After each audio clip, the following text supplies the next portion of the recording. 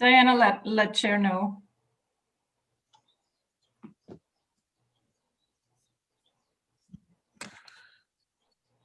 If people could, in the meantime, please rename themselves to include. Oh, we've got, okay, somebody's not muted. Let's see. Sorry.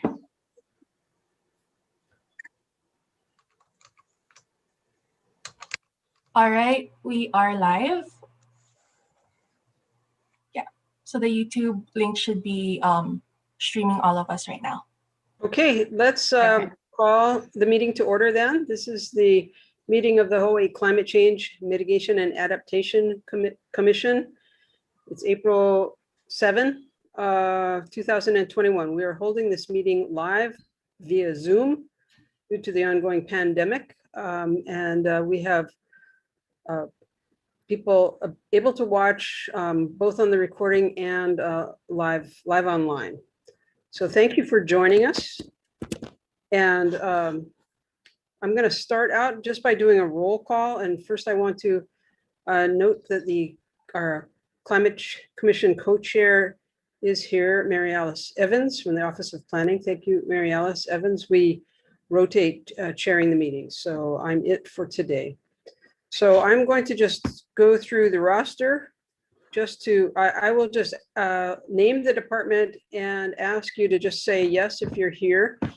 And if you join a little later, we'll add you at that time. So first up is DLNR, and I will say yes.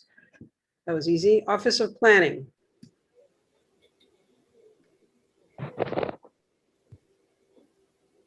Mary Alice, are you, I just want to have you say yes if you can hear and are on. My apologies. Yes. Okay.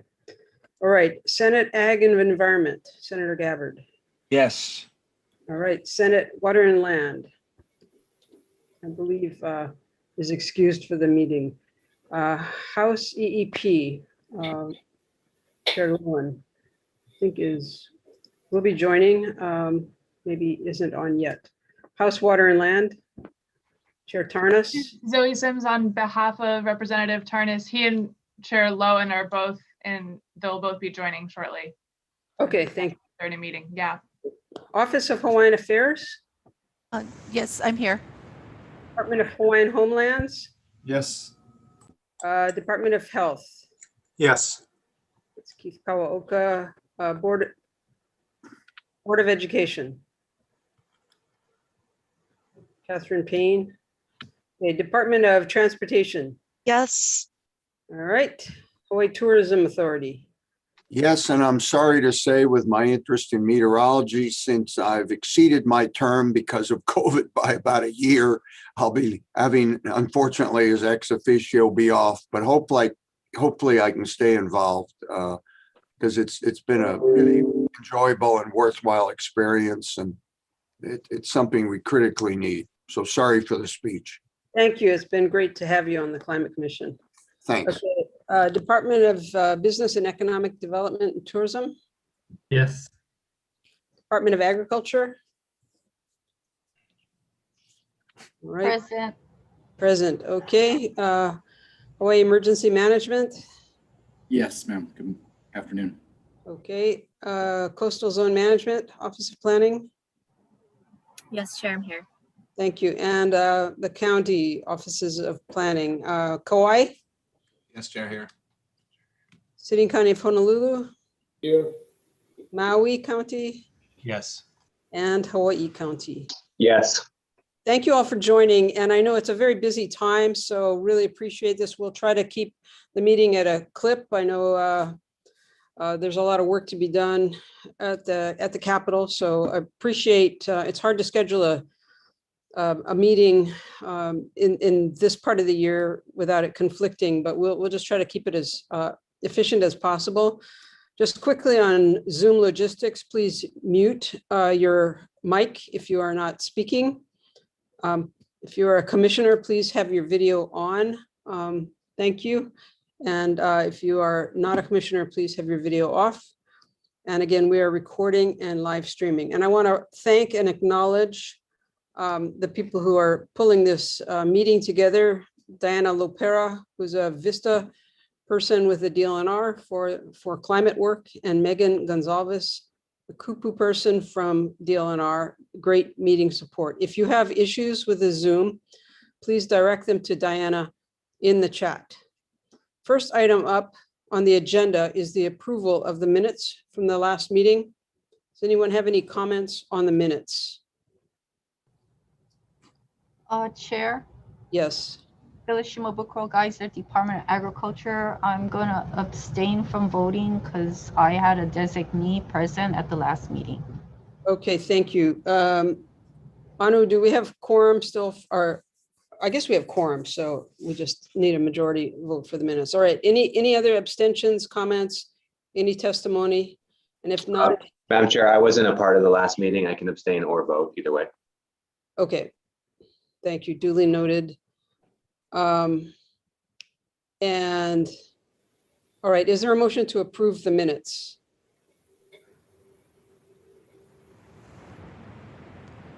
So moved. Thank I you. very second. much. All right, thank you. All in favor, say aye. And I will, Aye. actually, I have to take a roll call vote. So please hold your hand up if you say aye. Okay. Okay, that is Case, Gabbard, Hart, Araki Reagan, Gomes, Evans, Hussey, Hooley, Hull, Kawaoka, Nihipali, Myers, Glenn, Uchida, Freed, Lowen, welcome, Rep Chair Lowen. And great, that passes. Did I miss anyone? All right. Okay, next on the agenda, we're going to have informational updates from commissioners, and I would like to ask the commissioners to please give a very brief report of what's happening on your climate change priorities. And we are going to start with the great work of the legislature this session. And so I'm going to ask Chair Lowen if she would please give a report on all of the important stuff going on. Yes, thank you. I will start, and then Chairs Tarnas and Chair Gabbard will also be participating. And just give me a second to pull up the PowerPoint here that we're going to work from. We just put together basically a little outline.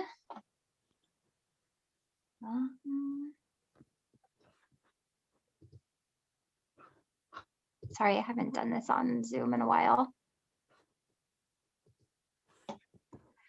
And if you want to share your screen, we've made that link live for you. Yes, give me 1 second. Share screen.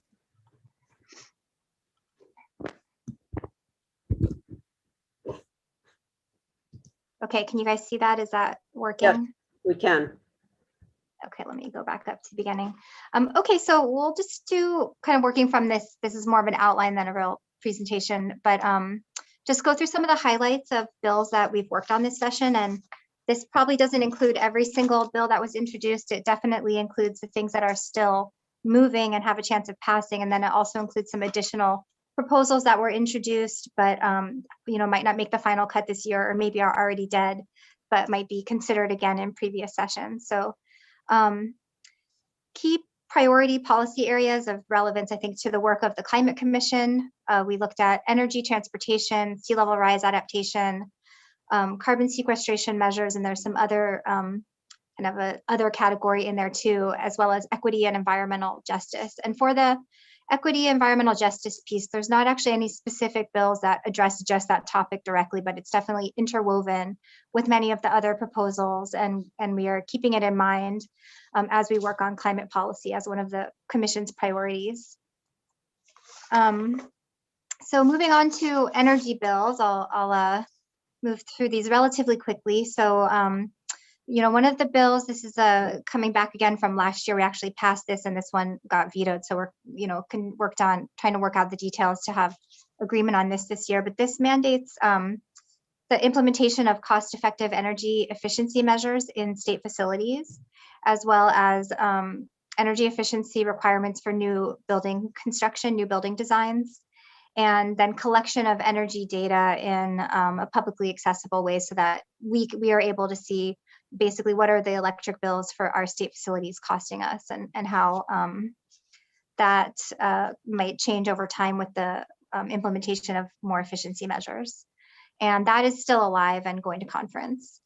Appliance efficiency standards, this would have added to what we passed in 2019 to establish efficiency standards for certain appliances. This bill is dead, but I did include that because I feel like the efficiency piece is also an equity piece, and we want to keep working on that. This RPS fix, and the gas RPS, this is also dead for this year. It's come up many years. This is the bill that would look at changing the formula for calculating the RPS from a percentage of sales to a percentage of generation, which effectively means that when we get closer to reaching 100%, that 100% really means 100%. I think as we continue to adopt more renewable energy, that calculation in terms of sales instead of generation becomes more significant over time.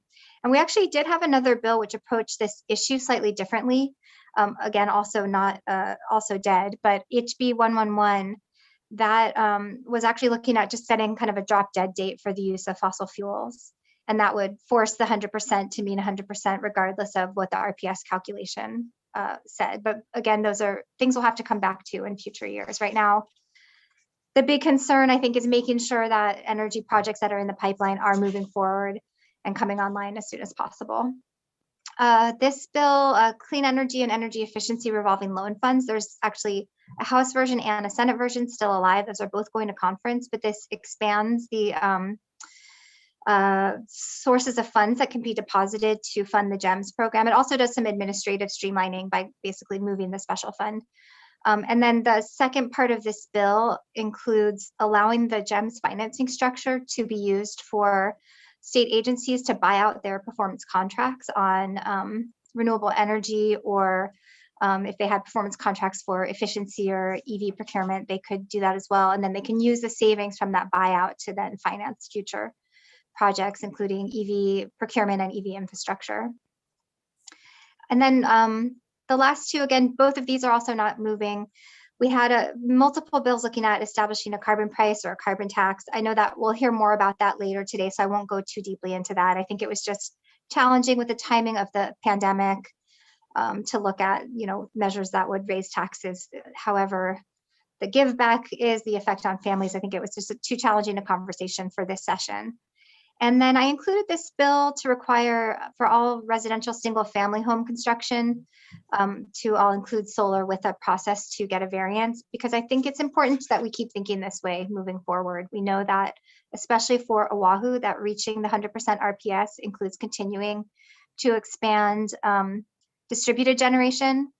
And this is a piece of that, and it does add to cost of construction, but we also really believe it's a consumer benefit on the back end. It actually saves money over the long term.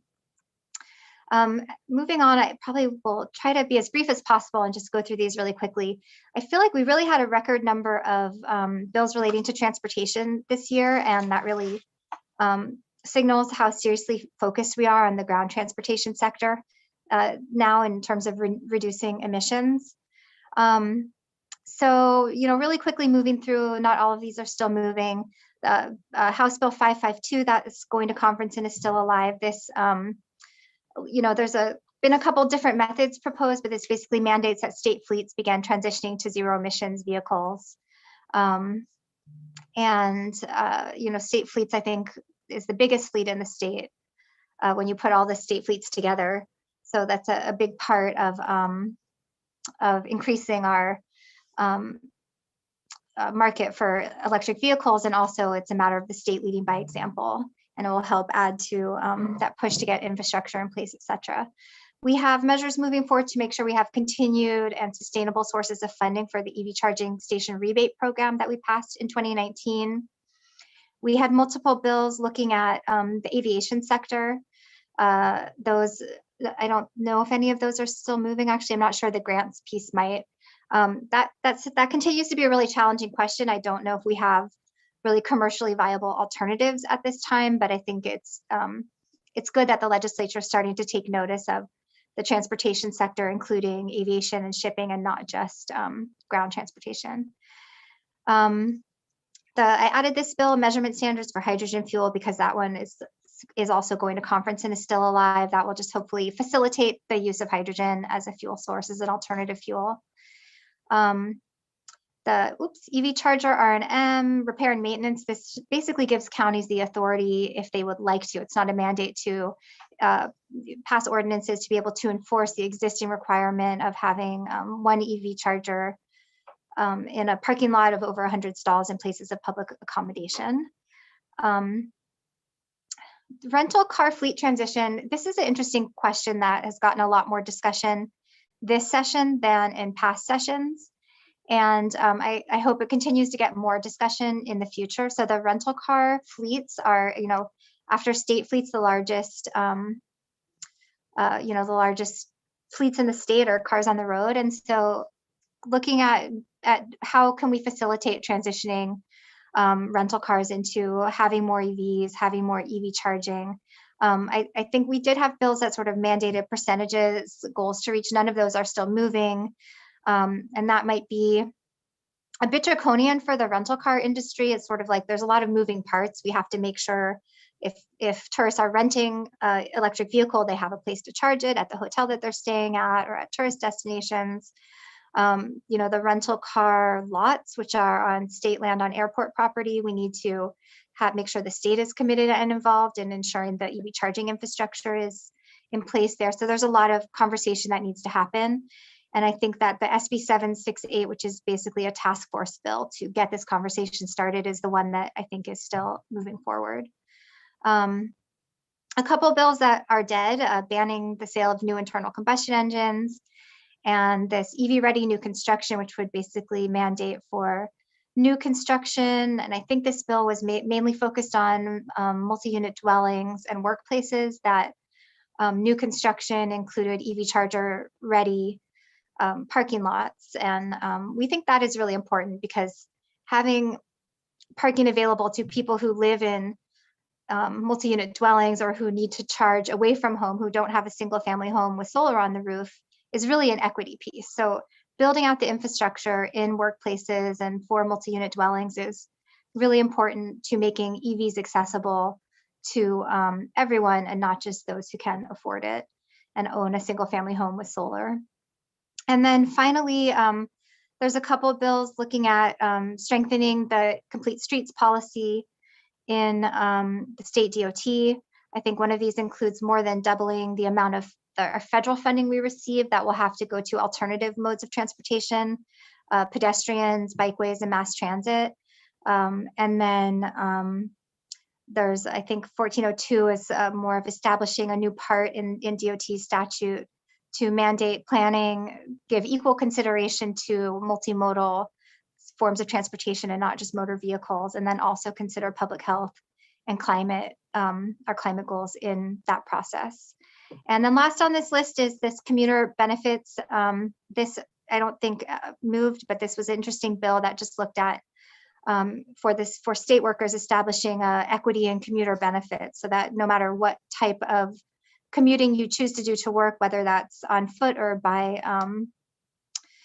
bike or by mass transit or by car, that commuter benefits are more equitable to all. So I know that's a lot of information. It gives you, I guess,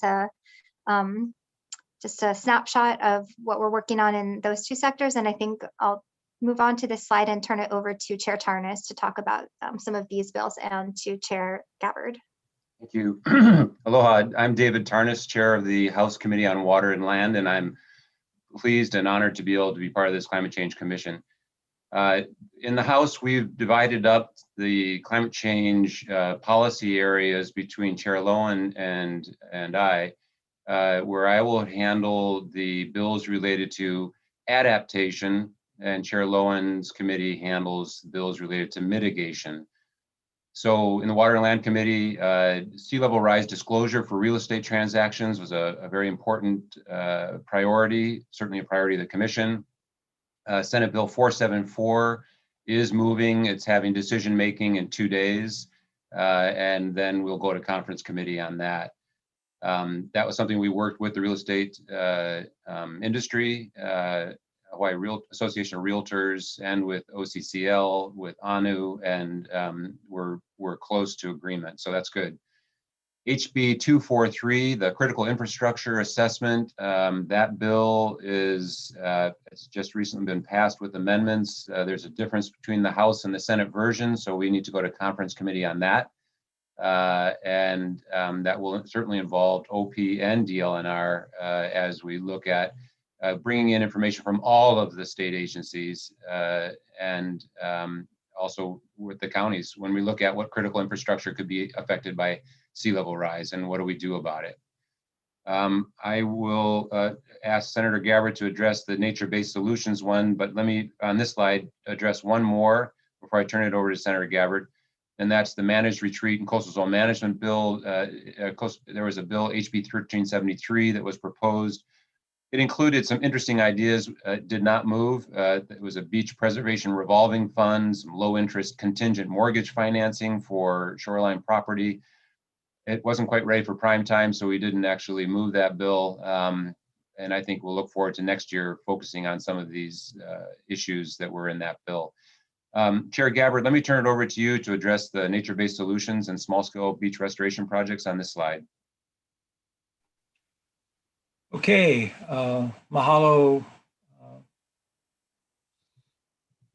Rep. Tarnas and Rep. Loan, and all my kako. First, I'll just speak for a few minutes on a couple of the climate adaptation bills, the carbon sequestration bill, and also the climate emergency reso. The first one I want to talk about is SB 367. We have nicknames for these bills. We call this the beach sand restoration. I work with Sam Lemo from DLNR on the introduction of this bill, which is focused on nature-based solutions for beach erosion.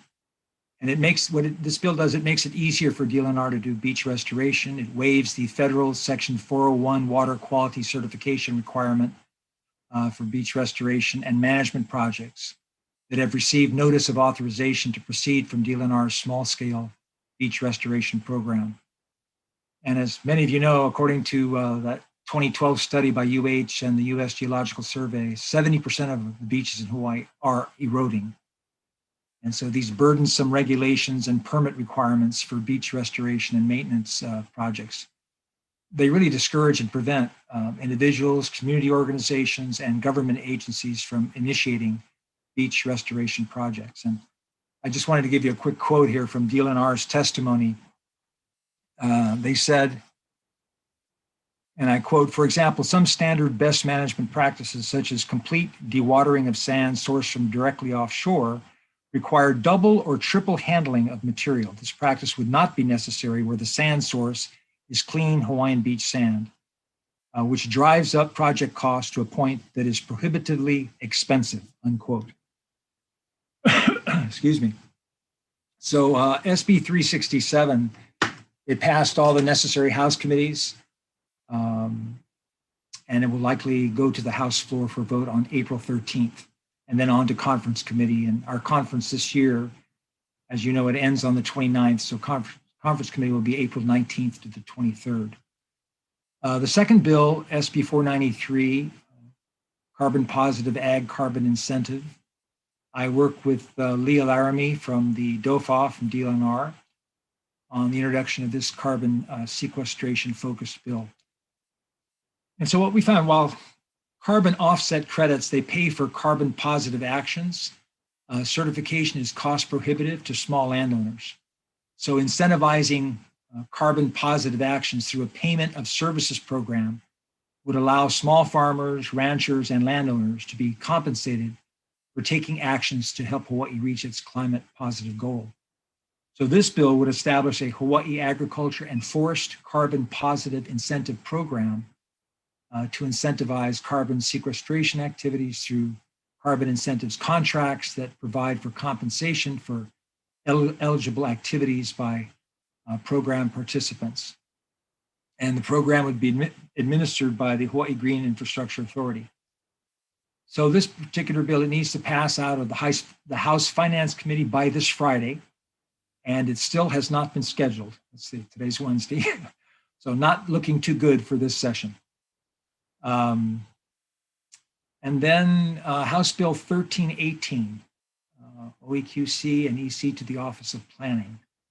So this bill is intended to improve coordination of land use planning and permitting by enabling greater efficiencies and sharing of limited resources to better achieve the state's environmental quality and sustainability goals.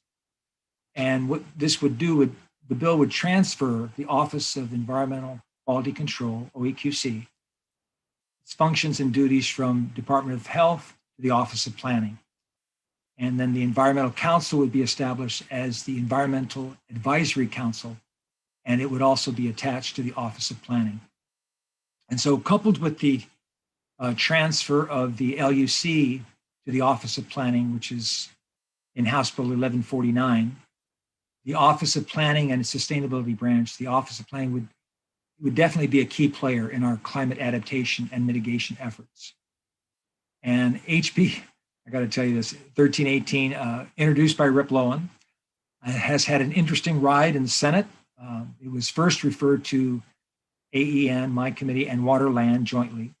But then the Government Operations Committee, they requested to be on the referral. So unfortunately, we didn't get it heard by the second lateral deadline. And so I think this was the first, but we ended up having 5 committees jointly hear the bill: Ag, Environment, Water, Land, Government Operations, Judiciary, and WAM this past Monday. So that was actually 23 of the 25 members of the Senate. So anyway, it passed. The bill will next go for a full Senate vote, most likely on April 13th, and then on to conference committee, where hopefully we'll be able to work out any differences on the bills. And then finally, SCR 44, the Climate Emergency Reso. You may have seen the article in today's Star Advertiser. I introduced this reso on behalf of Dave and Sherry Mullenix of 350.org. I actually introduced it last year as well in the 2020 session as SCR 43.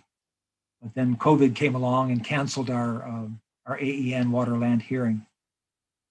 So this reso would have the ledge acknowledge that an existential climate emergency threatens humanity and the natural world and declares a climate emergency, and requests statewide collaboration toward an immediate, just transition and emergency mobilization effort to restore a safe climate. The reso supports statewide action rooted in equity, self-determination, culture, tradition, and the belief that people locally and around the world have the right to clean, healthy, and adequate air, water, land, food, education, and shelter.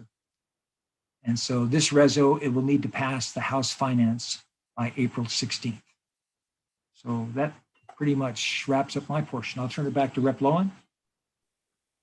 Maybe if I could jump in briefly, Rep. Lowen, just to wrap up on a few more comments about, if you go to the next slide, please.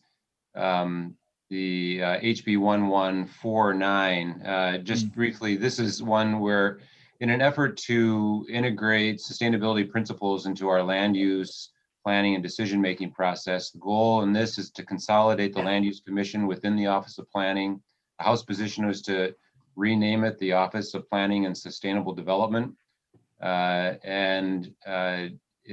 We were able to work out the details within the Office of Planning and the LUC so that they were comfortable moving it forward. As you know, that's also where the sustainability coordinator is housed. The Senate has amended the bill and it has passed with amendments, so that'll also go to conference committee and we will work hard to come to some agreement between the House and Senate on its final form. But this is, one step in this session. We will look forward to next session as we look to how best to reshape our government structure in order to better represent our aspirations to achieve these sustainability goals, and how do we integrate sustainability principles into our decision making. And the Climate Change Commission will certainly be a part of that. And I look forward to future discussion, perhaps at another meeting, where we can talk about how we can best achieve that. So with that, I'll turn it back to you, Chair Lowen. Thank you. I don't think I have much further to add. Just I think all of us are, happy to take any questions if there are any, and And that concludes our presentation. So thank you. Thank you so much. That was a very impressive collection of bills and demonstration of all of you members' knowledge on this subject, energy for working out solutions for Hawaii for climate, and your coordination. So thank you very, very much. And I do want to take the opportunity to welcome Chair Tarnas to the committee. We also have Chair Inouye, new to the committee. She's excused today. And then we have two other new members to the commission. And one is Zendo Kern from Hawaii County, and one is Dean Uchida from City and County of Honolulu. So with that, I'm going to open it up to other members of the commission who want to share any work that they're doing, any updates that they're doing. Lynn. I'd like to chair, if you don't mind. So two things. One is our hui on the social cost of carbon, which presently comprises of DAGS, PUC, DOT, and ANU, is in the process of reaching out to similar departments, like essentially our counterparts in New York and California, who've begun to incorporate the social costs of carbon into their work. While this work has continued at the initiative of the subnational governments, there is now support for it at the federal level with the president's first executive order that reestablished the working group and mandated it to establish new values for the social cost of carbon by January 2022. We'll be working with federal guidance and bringing that to our departments in future months. So we're excited about that. Secondly, is that our department, the State Department of Transportation, is in the process of developing a 2045 Hawaii statewide transportation plan to establish a framework to be used in the planning of Hawaii's transportation systems. So basically every 10 years, the plan is updated, and this plan looks ahead to the next 20 to 25 years. The last plan was updated in 2011, 10 years ago. As part of this current effort to update the plan, the project team will look at emerging trends, the demographic shifts, and policies that could impact transportation policy in the state. Among our goals for this plan are two goals that I think are especially relevant to the commission, and those are a resilient transportation system that anticipates and adapts to climate change and is responsive to storms, pandemics, and other eruptions. And objectives for this goal include reducing vulnerability and increasing the resiliency of land, air, and marine transportation systems to the impacts of climate change. Another goal, which is especially relevant to the commission, is a transportation system that protects and enhances Hawaii's unique natural and cultural resources. And one of the objectives for that goal is to reduce transportation greenhouse gas emissions to support the statewide goal of carbon neutrality by 2045. In addition to that being worked on as we speak, and the draft of which should be done by the end of this year, we're also finalizing, the highways division of our department is finalizing the climate adaptation action plan. And we recently conducted a workshop focusing on the reduction of greenhouse gas emissions from the transportation sector, and a variety of other efforts are underway. But I know you wanted to keep it brief. So with that, I'll end now. Thank you. Thank you very much. Other updates from commissioners? Justine. Thank you, Chair. Sorry, can you hear me? Okay, Yes. There we go. So just a 2 to 3 minute update that was asked for. So for the Coastal Zone Management Program, we are wrapping up what we address as coastal hazards through our 5-year strategy approved by NOAA. We're wrapping up our tsunami adaptation project. And so that's a project that was identified in the state multi-hazard mitigation plan that we incorporated for our federal funding. And we are in our final stage of doing our mapping for Maui and Kauai. And that'll allow engineers to better design certain types of structures for resilience to tsunami coastal hazards. And then closing out on that 5-year strategy, we're going to embark on chronic coastal hazards, which include sea level rise and coastal erosion. Although we've been doing work in this area for many years, this is a specific focus, which will be conducted through our state ocean resources management plan implementation.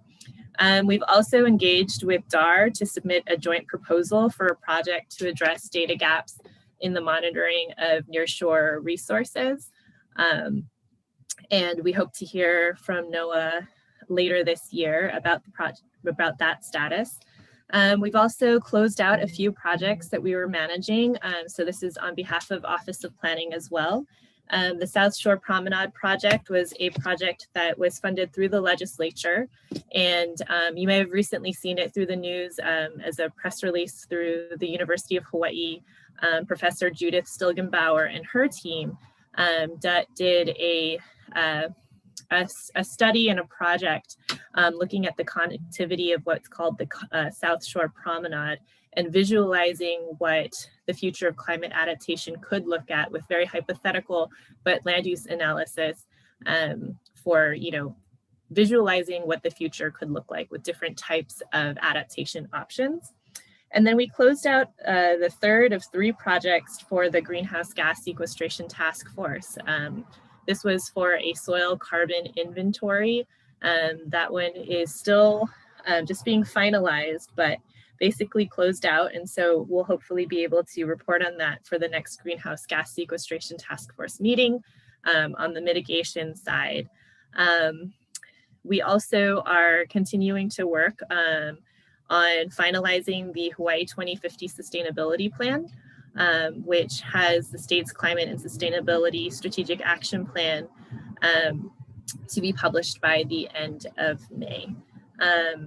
And yes, just standard working with the counties in implementing the changes that happened with the legislature in 2020 through Act 16, changing 205A, which added certain provisions to our special management area provisions and working with the counties to ensure that people are aware of these and how they apply to their future development. Thank you. Excellent reports, both of you. Thank you so much. Other reports from commissioners? Keith, Department of Health. Thank you, Chair. I just want to focus on, for the commission members in the audience, DOH Clean Air Branch just received the final Hawaii greenhouse gas emission report for 2017 done by a consultant. This is the third and final report of a multi-year contract. It provides a new 2017 statewide greenhouse gas inventory. It updates previous inventories beginning from 1990 through 2016. And it updates previous projections for 2020 and 25. And a new 2030 projection will be presented in this report.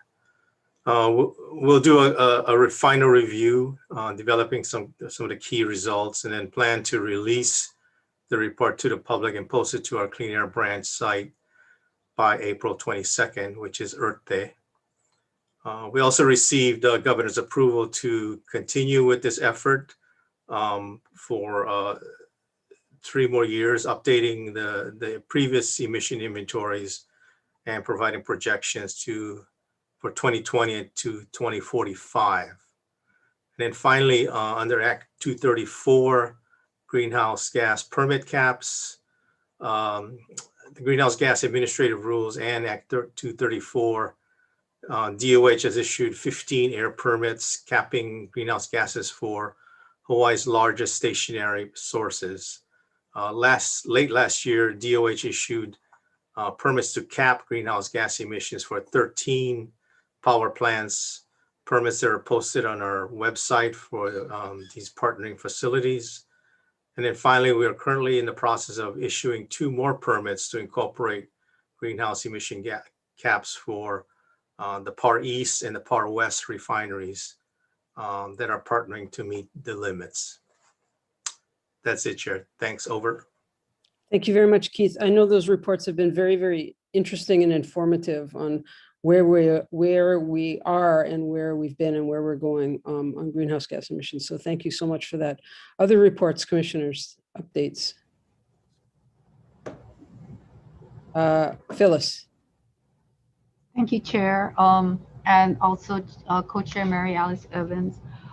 For the Department of Agriculture, we're working to make our irrigation systems more efficient and reliable to accommodate the effects of heavy rains, flooding, and then also drought. So we're trying to do certain measures in our maintenance of our irrigation systems to improve water quality, but also better manage the impacts of climate change. We're also very cognizant of the Biden administration's agricultural initiatives, and we are supporting and soil health initiatives and working and collaborating with CTAR on that. Another thing that we are also looking at is how to minimize agricultural and food waste and see if there's ways to generate revenue from those initiatives. So that's what we're looking at. Thank you. Thank you for that. Those are important adaptation measures from Department of Agriculture. Other updates from commissioners? Zendo Kern, welcome. Thank you, Chair. Hi, everybody. Pleasure to be here. Pleasure to be part of this commission. It's quite exciting. Hawaii County, we've initiated a science-based analysis of key coastal areas, which will basically lead to a updated shoreline setback regulations. It's basically on top of Act 16. So we're obviously implementing Act 16, and this is going for another level. Last year, our civil defense has updated its multi-hazard mitigation plan. And we're going through our general plan review and update right now. So in that, we're actually including elements of climate change and sea level rise, and really bringing this discussion into our overall general plan, which will affect all land use as well as many other elements on Hawaii County. In March of this year, Hawaii County was selected for the Integrated Climate Action Planning Cohort with the International Council of Local Environmental Initiatives. This is a collaborative effort between the planning department and R&D. And we are also, we just secured funding to initiate a climate adaptation plan. So we are in motion and excited to continue to do our very best. That is my brief update. And again, pleasure to be part of the commission, and aloha, everybody. Thank you so much for that. You are jumping in on these climate issues. So thank you. All right, other updates, commissioners. Tyler Gomes, DHHL. Hello, Chair. Aloha kako. The department is in the process of updating its general plan. The general plan time horizon extends 20 years, so the last one was completed in 2002. We are expected to complete this in 2022. The discussion around climate change was minimal, if even existent, in 2002 when we last completed the plan. So hopefully projecting forward for the next 20 years, the planning process and our land management processes will take this into consideration.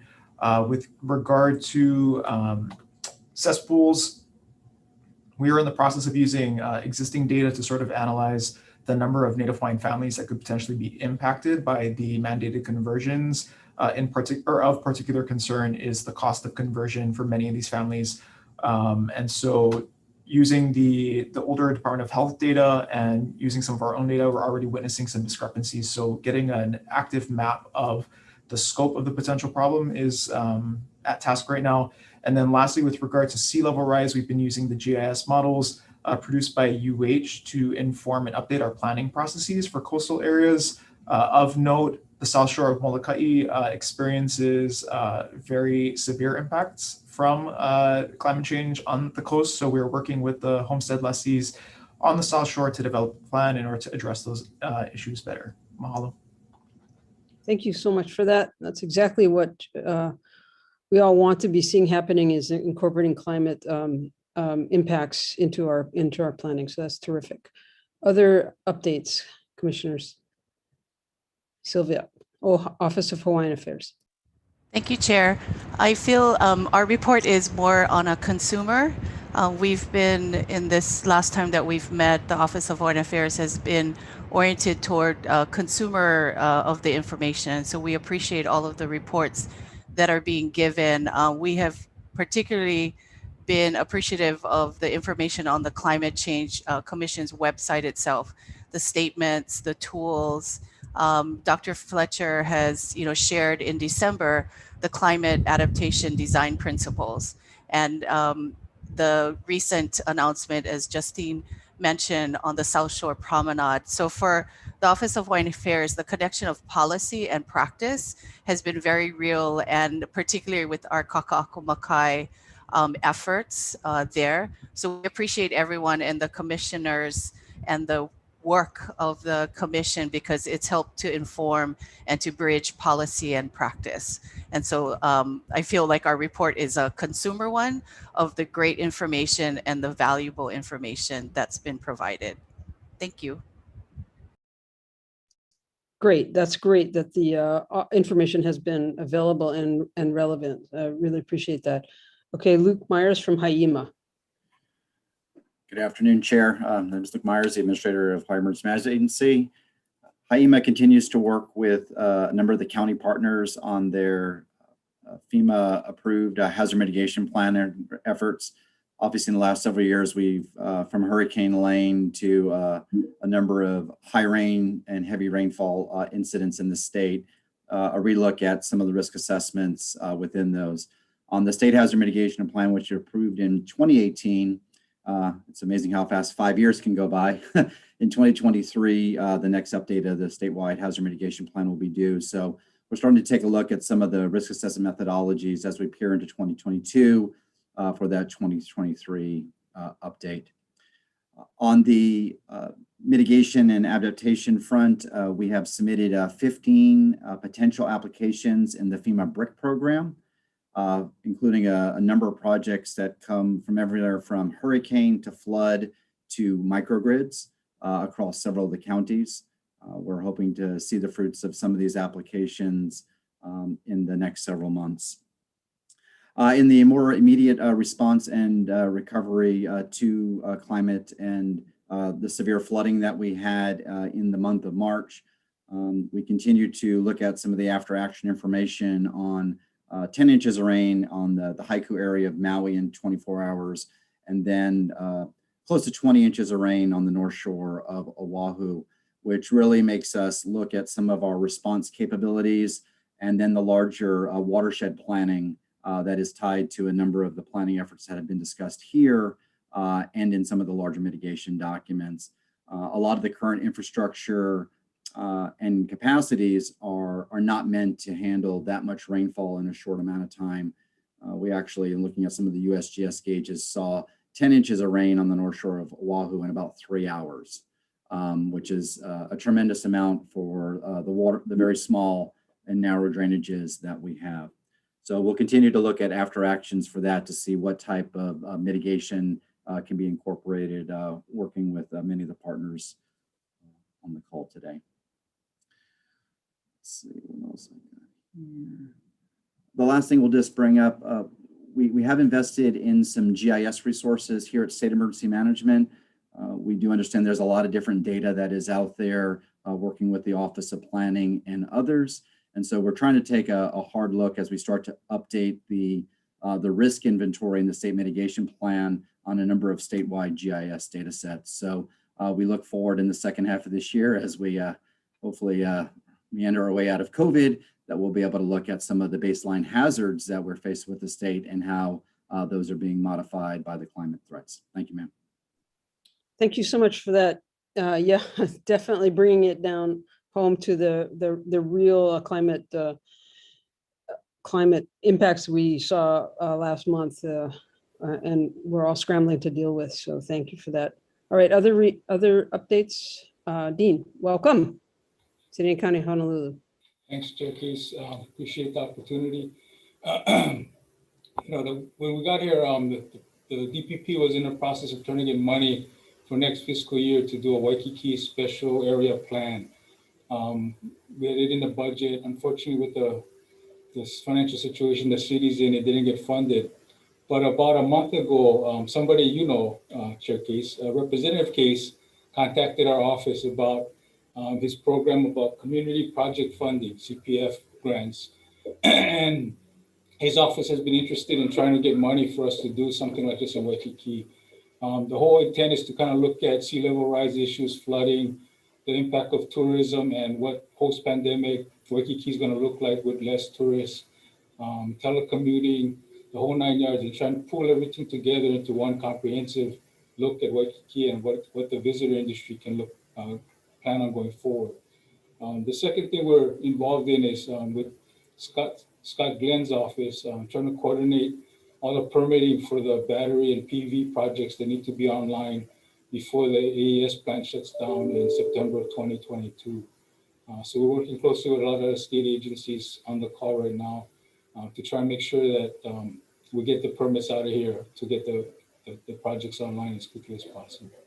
Thanks, Chair. Great, thank you for that. Again, bringing it to the immediate actions we need to take now. Appreciate that. I think Scott Glenn had his hand up, State Energy Office. Aloha, Chair. Thank you for calling on me. Couple things to just update the commission and the public on. First, excellent summary of the bills from Chair Lowen, Chair Tarnas, and Chair Gabbard. I'd just like to add one more bill to the list. And this is something that Luke Myers and other state agencies have been supportive of. This is Senate Bill 1101, which is the Safe Homes program through the Insurance Commission. And this is a program that's designed to help get wind-resistant devices onto homes. So basically to help with hurricane preparedness. And we at the Energy Office have a direct interest in that as well, because not just from the adaptation side, but from the mitigation side, having more structurally sound homes means those homes can have solar on the roofs. And if they're wind resistant, then it helps keep that solar down as well. And right now our 100% renewable energy goal calls for 100% of residential roofs to have solar. Now, whether that's actually achieved or not is a different matter, but in order for us to even get close to that, we need our roofs to be structurally sound. And this kind of program is something that both achieves mitigation and adaptation goals. Second item would like to just bring up is what Dean Uchida just mentioned. Last week, Governor issued an executive order 2021-01 establishing the Powering Past Coal Task Force. And the goal of this task force is to help coordinate, align, and facilitate the efforts needed to be able to safely decommission the coal plant and have the power be replaced by renewable energy. This is something that we need to be focused on. We have 18 months for the deadline. This is also driven by Act 23 of 2020, which basically does not allow the Public Utilities Commission to extend the power purchase agreement of the coal plant, and it also doesn't allow the Department of Health to extend air permits for coal past 2022. So September 1st, 2022 is when the coal plant is scheduled to be shut down. And by that point, we'd like to have a certain amount of renewable energy online to replace it and ensure grid stability. That's the goal of this task force. It's a coordinating entity, not a decision-making entity. And then the last item, just for everyone's awareness, is in February, the United States rejoined the Paris Agreement. This is one of the first actions that President Biden did in January. When he applied to rejoin the Paris Agreement, it took a month for it to take effect. In February, it did take effect. The next step in the United States being a part of the Paris Agreement is to come up with what's called a nationally determined contribution, or NDC. And when President Trump withdrew us, many of us, including Hawaii, continue to treat the Obama NDC as our operating plan for how the United States engages on climate for those states that still wanted to do it. With the return of the United States to the Paris Agreement, President Biden is planning to issue a new nationally determined contribution sometime in April, estimated to be on or around Earth Day, April 22nd. And this is relevant for us because in Hawaii, we passed and signed into law Act 23 from 2017, which says Hawaii will mitigate and adapt in a way that's consistent with the principles of the Paris Agreement and Hawaii's pro rata share of the US's commitment. And so we need to watch what happens with the president's announcement of the NDC and examine what is Hawaii's role and share in that discussion. And that might be something a future commission could take up as a matter to discuss. Thank you, Chair. Thank you very much. That's a great reminder of how we link into the national and international efforts. It all really has to happen locally to add up to something globally. Okay, other updates, commissioners? I think I saw Kauai. Thank you, Chair, members of the commission. For Kauai, just try to give a brief update. I know it's kind of getting long here, but a brief update for Kauai.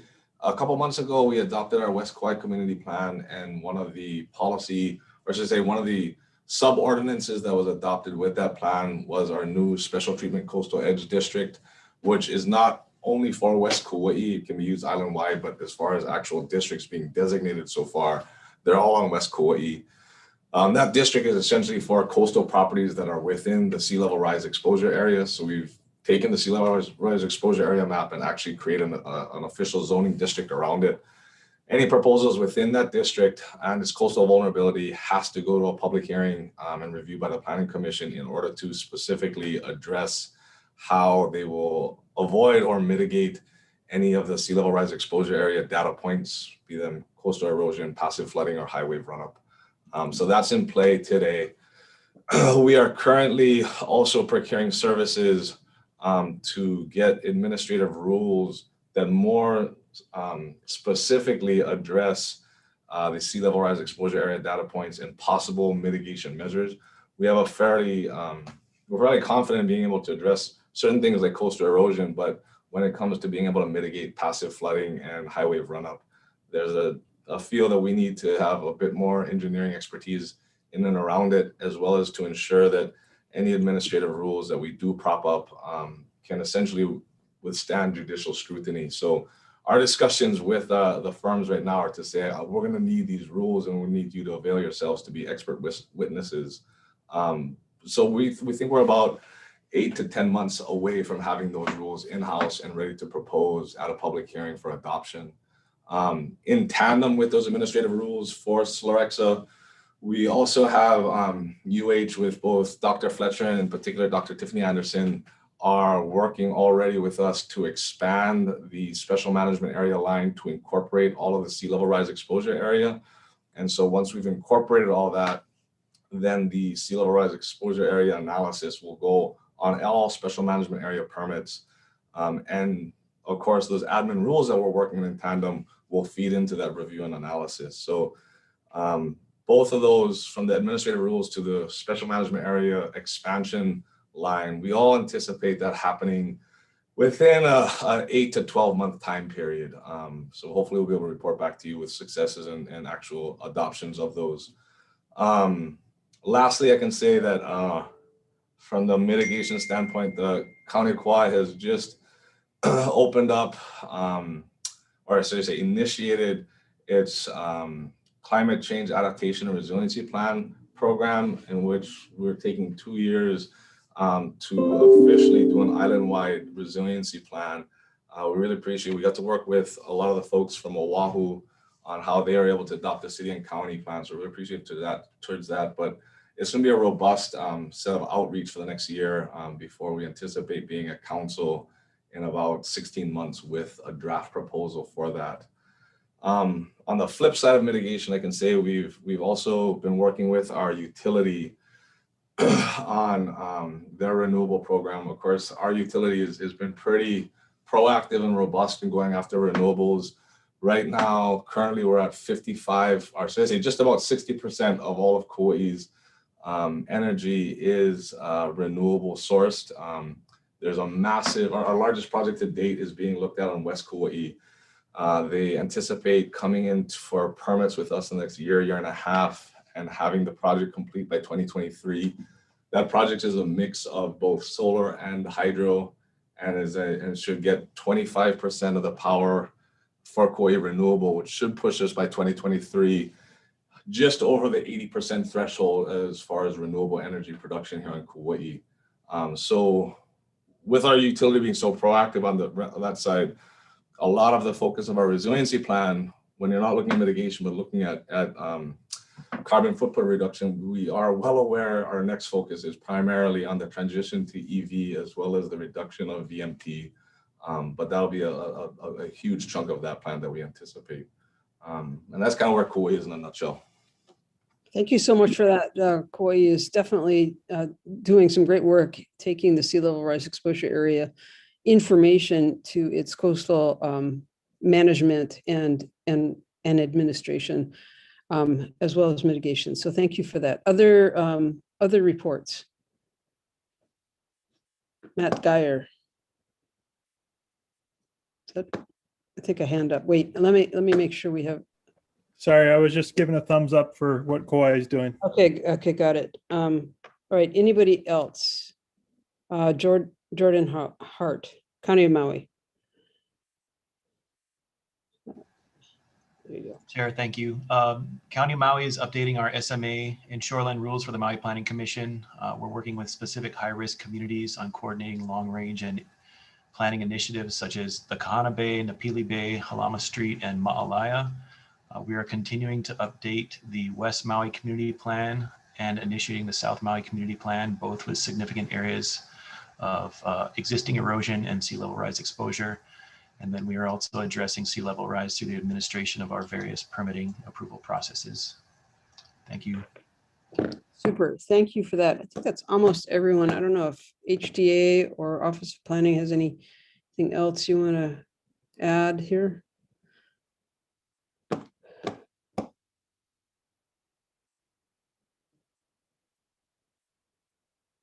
Okay, why don't I just open it up? Any questions, commissioners, of any of the great reports we just heard? Here, Rick Freed, sorry, I was fumbling with my mute.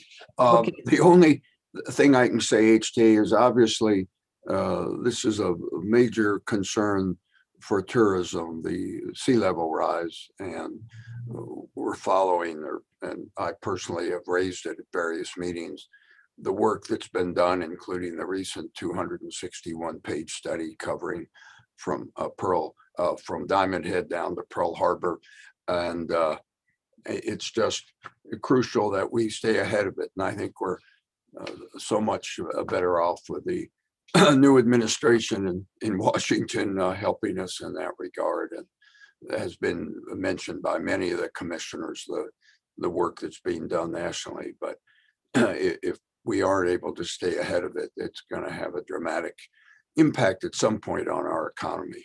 Thank you. You're spot on for that. Thank you for that, Rick. Okay, any questions, commissioners, on any of these updates?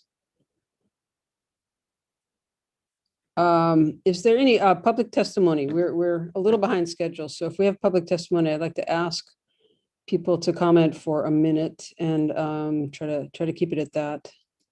Any? Ton Keeney, did you raise your hand? And you're on mute. There yes. Thank you. My white paper, Visitor Air Travel to Hawaii as Contributor to Global Warming, is submitted in testimony. It was presented to the Honolulu Climate Commission in November, where it was described as a very important paper, and it was recommended that it be presented to the State Climate Commission. Air transport of visitors in 2019 accounted for 18 million tons CO2 equivalent emissions. This figure includes the IPCC recognized non-carbon emissions from air travel above 9,000 meters. This is contrasted with 7.8 million tons from all of the state's electrical generation and refineries, and 4 million tons from all ground transportation. The air travel of the average visitor accounts for 1.8 tons CO2 equivalent emission. My request is that a future meeting of this commission address specifically the issue of emission burden of tourism to Hawaii, with the very complex goal of suggesting a desirable number of yearly visitors, given that emissions burden, and discussion of strategies to reach that goal. Thank you. Thank you for that. Other questions, comments? And we do have that written testimony. Okay, I do not see any. And so we are going to move on to the next item of our agenda. And I have to say that was a very, very great set of reports. And I really appreciate everyone, all the work everyone is doing. It's very, very impressive and on all fronts. The next item on our agenda is a presentation on carbon pricing study with Scott Glenn and Kaufman. Oh, Chair, this is. Yes. I was gonna just say one thing in the public section, just because I got only 1 second here, and I know you guys are on the roll. But you know, we're going to be receiving hopefully a bunch of infrastructure funding as a state coming up in the next you know, several months or quarters from the feds. And is it appropriate for this commission at some point to try and intervene to influence where that funding is going to affect the mission here before that gets divvied up, because that's already starting to happen? Okay, any comments on that?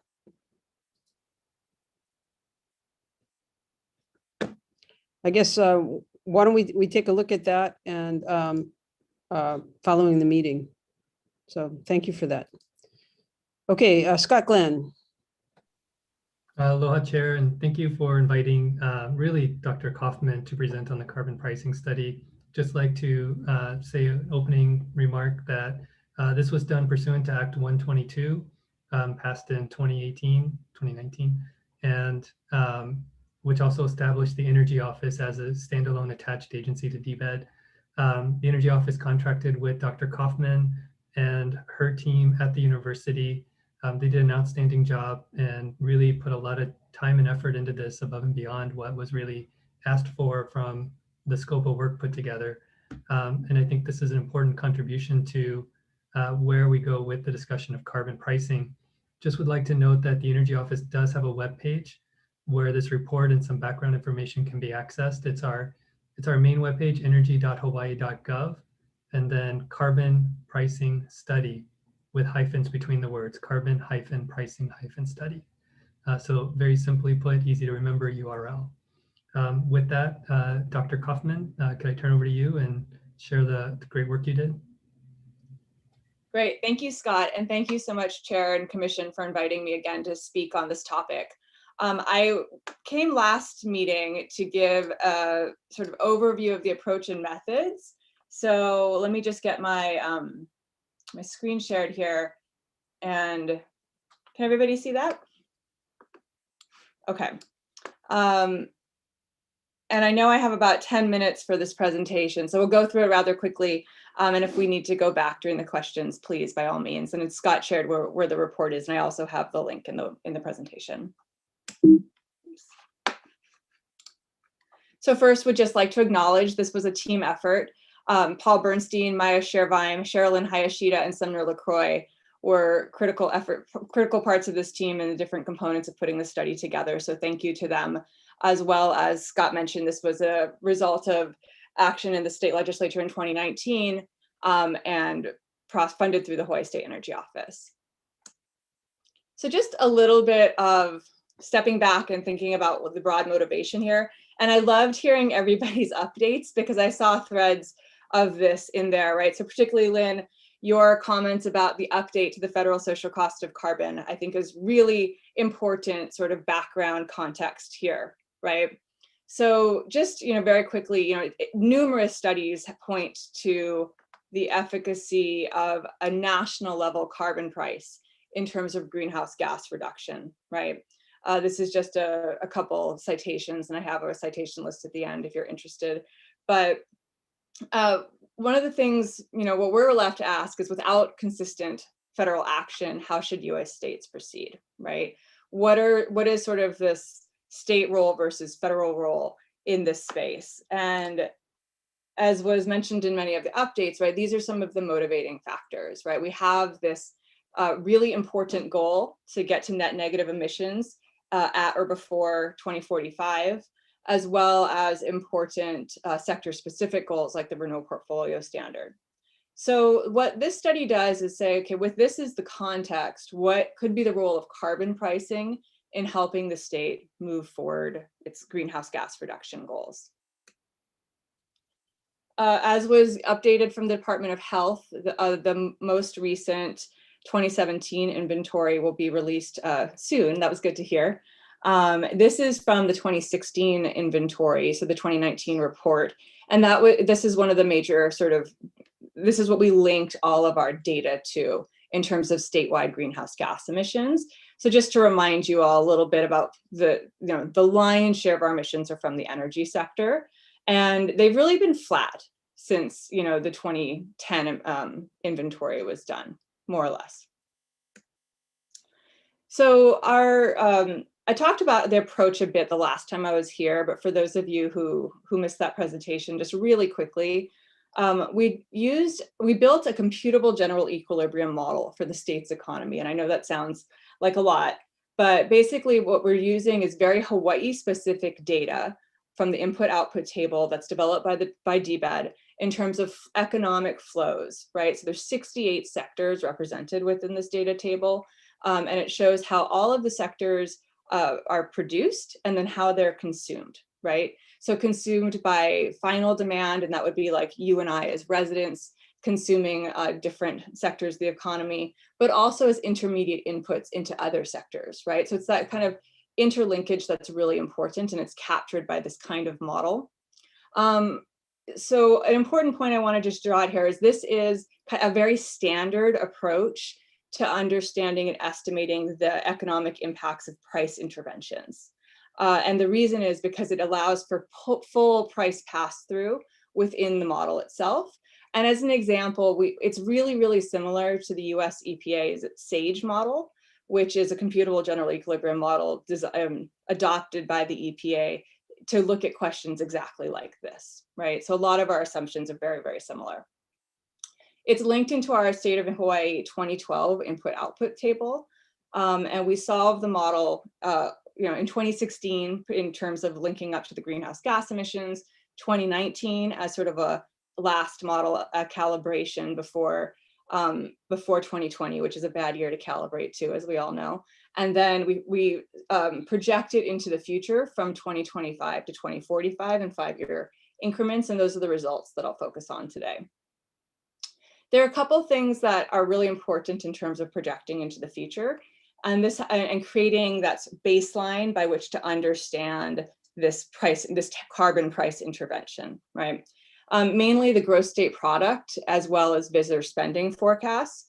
We adopt these from DBED's long range forecast and then do some tinkering for COVID, right? So we take their long range forecast, but adjust it based on their short run models, given that, everything that had pre-COVID been forecasted for the long range is now very much changed.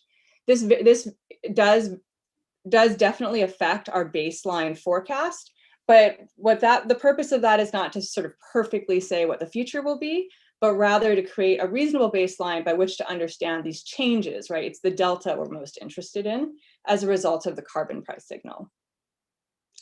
There are 3 main data sets that we pull from. So I said the input-output tables, but also the national consumer expenditure surveys. So one of the things we were particularly interested in here is understanding how a carbon price would affect different kinds of households by income level. And we don't have that data readily available to us for Hawaii specifically. So that's an unfortunate data gap that we had to think about how to overcome. We used a model of a national study done by Larry Goulder out of Stanford that used the national consumer expenditure surveys to disaggregate the spending patterns of consumers for exactly this purpose, for understanding carbon pricing. So we followed that same methodology and applied it to Hawaii. So what that means is that we have very Hawaii specific data in terms of how consumers spend their money across goods and services. As an example, you're going to have, larger than typical spending on things like housing in Hawaii. And that kind of thing is still captured.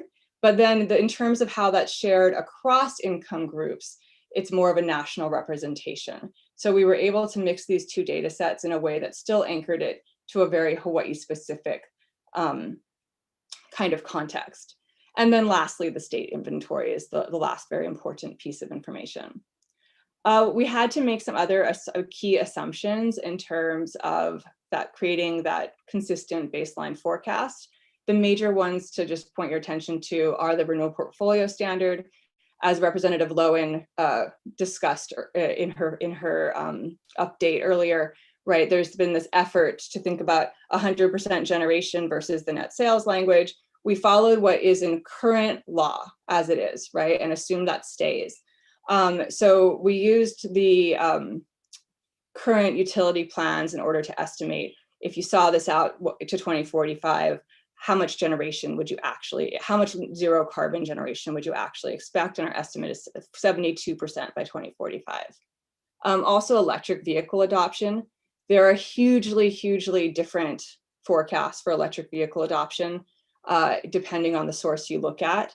We chose something that split the difference between HECO's forecast and the Annual Energy Outlook's forecast.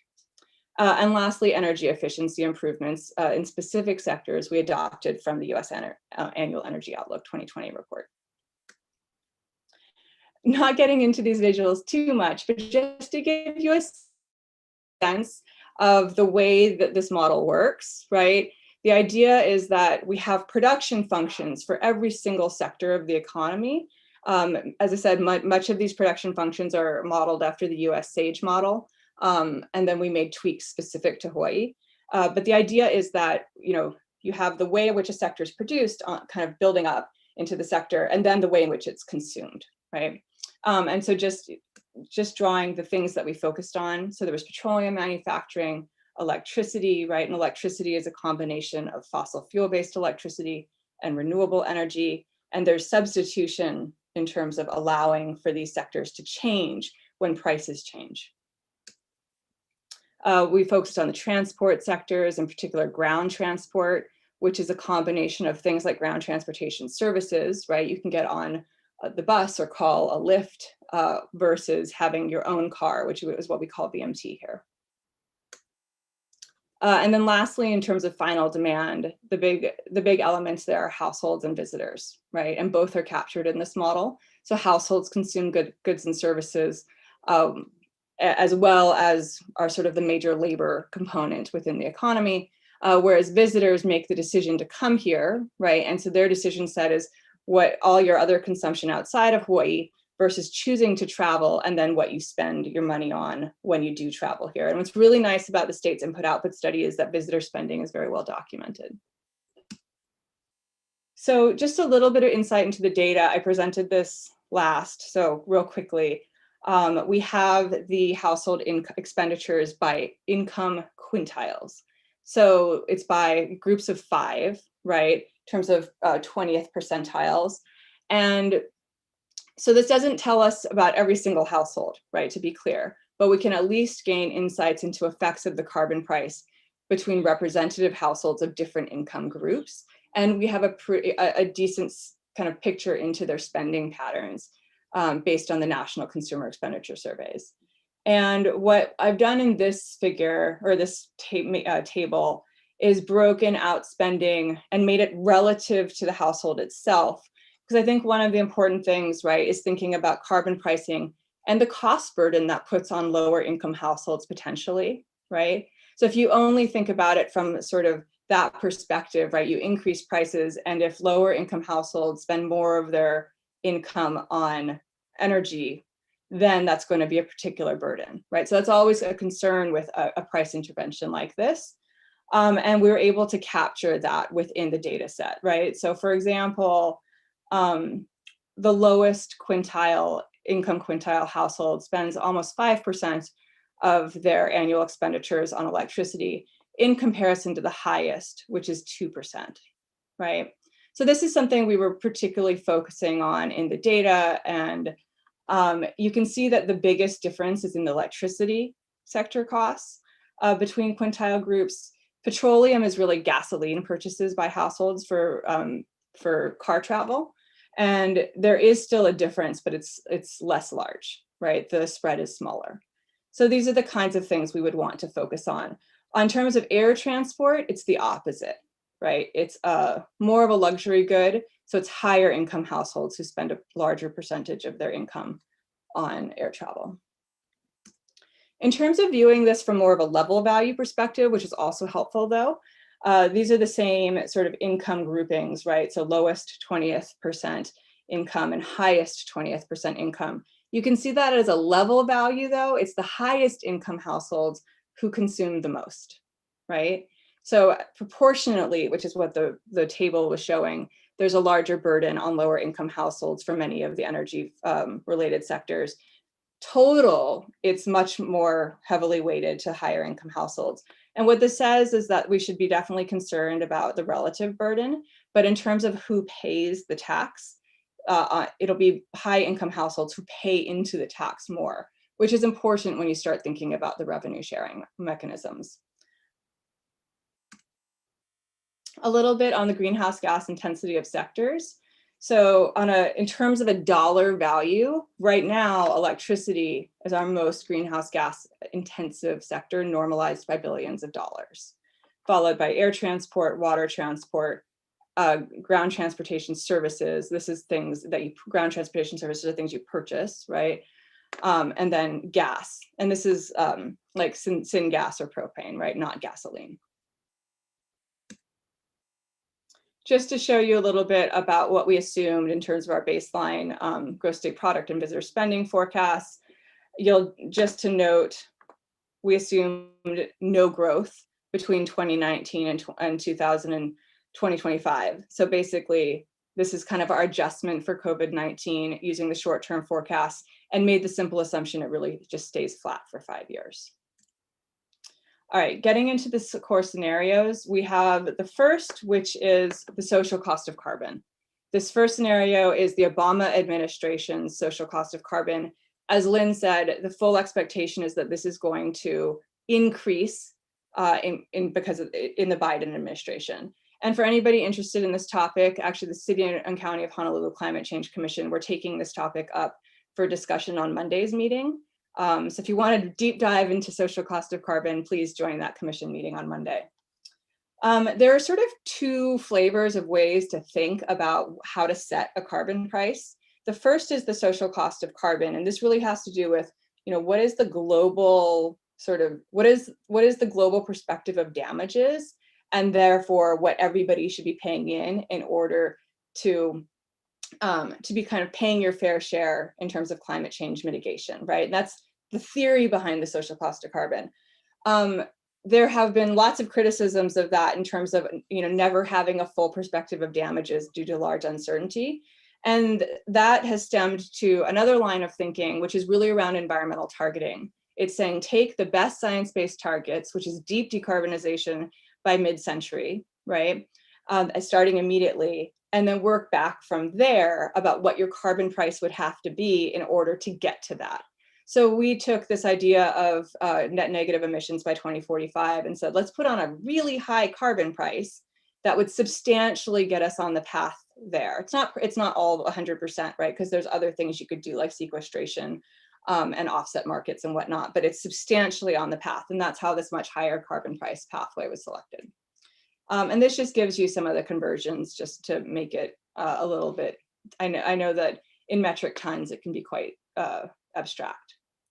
We looked at two different scenarios of how the revenues were used. One is it all goes back to households as a lump sum transfer, all except for air transportation revenues. And this has to do with the federal anti-head tax. I still think there are a lot of legal questions involved here, and that was out of our scope.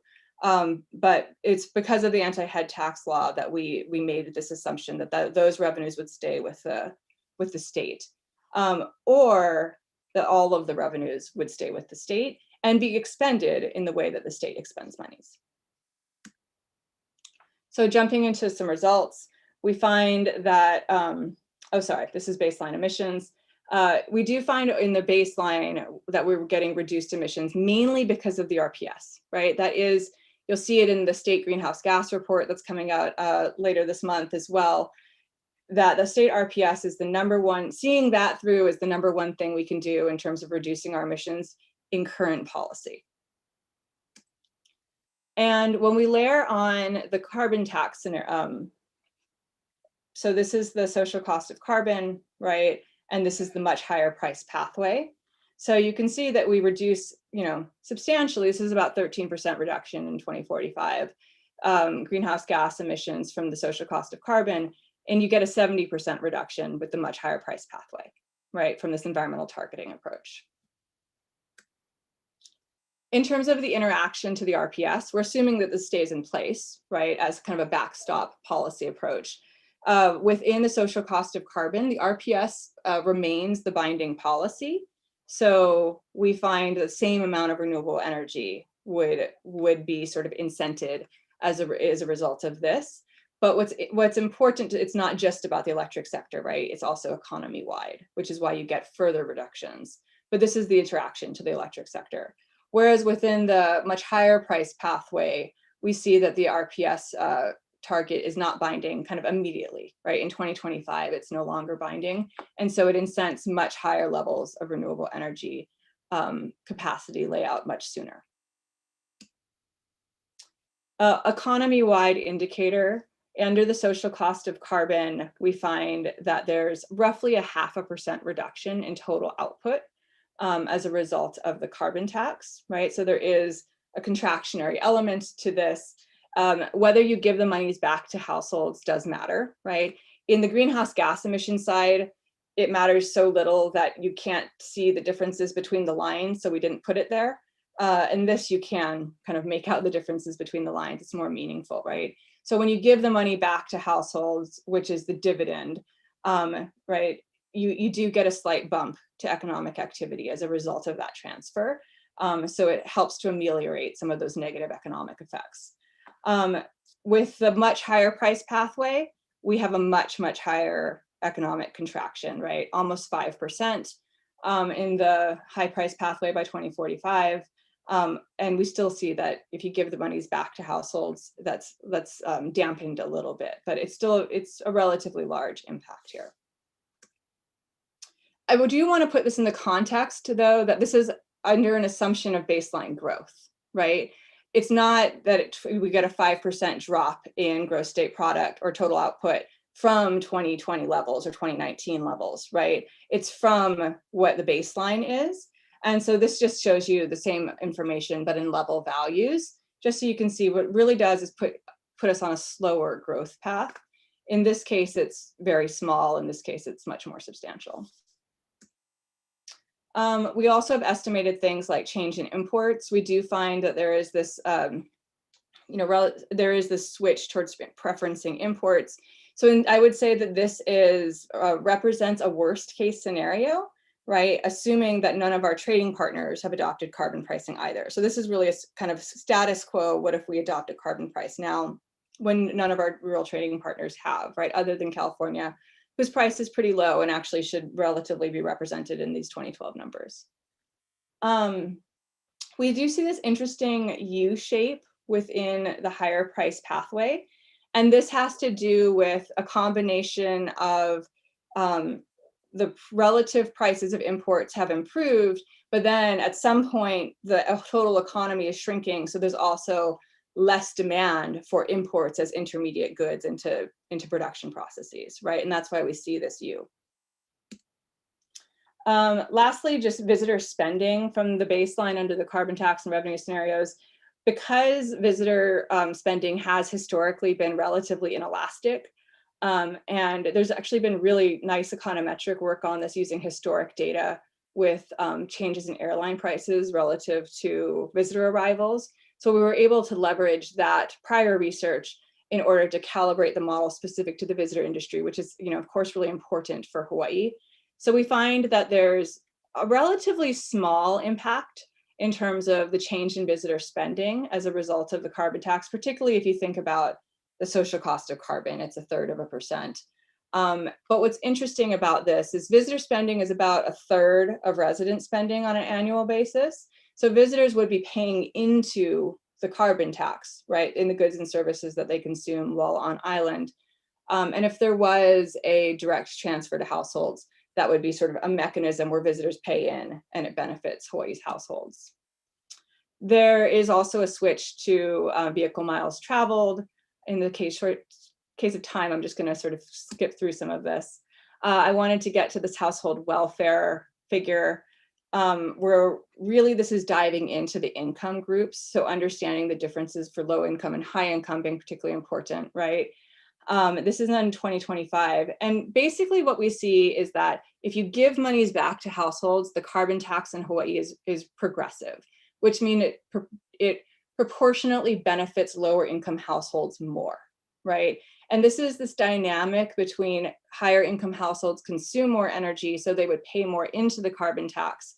And if you give that back in a lump sum fashion, it's the people who consume less energy on average who would relatively benefit, right? And then if you take that relative to their own spending, that makes it yet proportionately more. So we see that very much. These purple scenarios are the dividend scenarios where it's been given back. And this is the lowest income households and the highest income households. In terms of once you get out to 2045, we find it's still relatively progressive, but it's only the social cost of carbon scenario where everyone positively benefits from that dividend back. And this has to do with that interaction to the overall economy. Lastly, we have some estimates in terms of what does this mean in terms of government and household revenues or payments.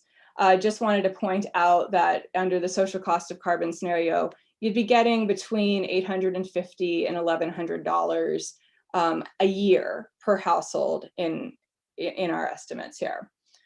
This would go up substantially in the higher price scenario, but it's actually not proportional to the greenhouse gas reductions because of that interaction to air travel.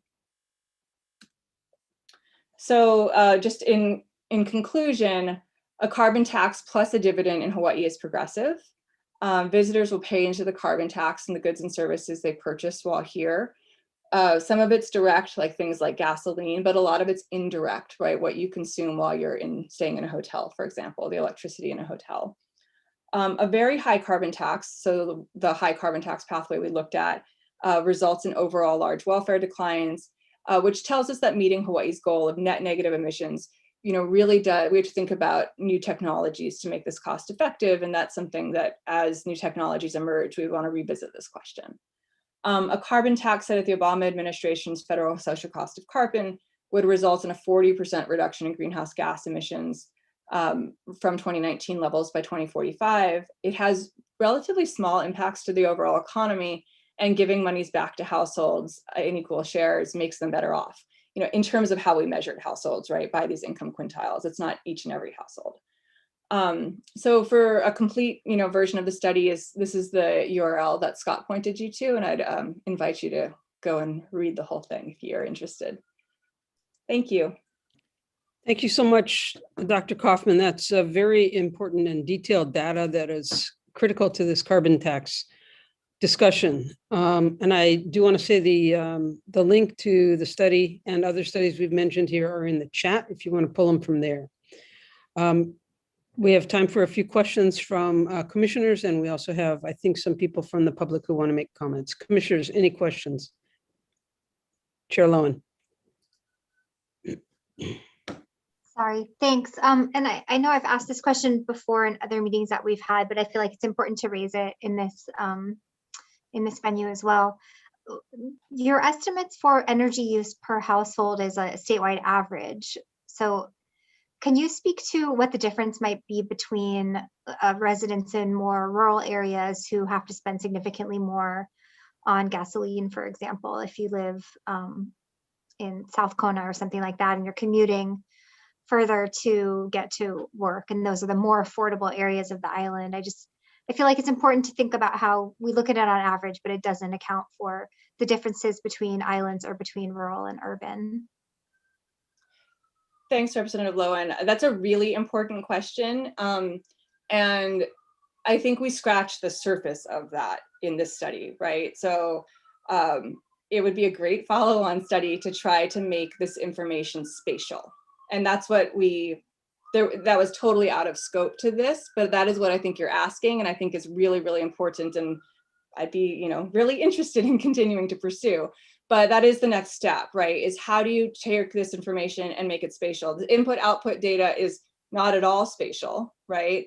It's at this it's aggregate, but from an economic standpoint, it's actually quite disaggregated. To have 68 sectors showcased at a state level is actually quite detailed. So I don't want to miss that point.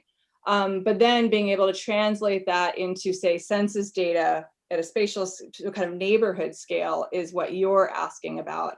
And that would be quite a bit of data work. So I don't want to posit on the answer, although I do think by breaking them out into income groups, that was a kind of huge first step, because that data does not exist for Hawaii either, right?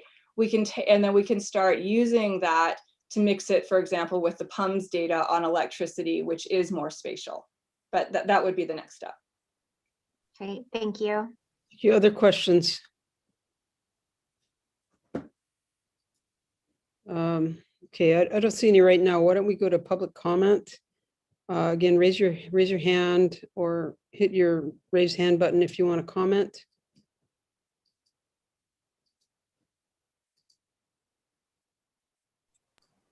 Chair Matt Geyer. Okay, Matt Geyer, go ahead.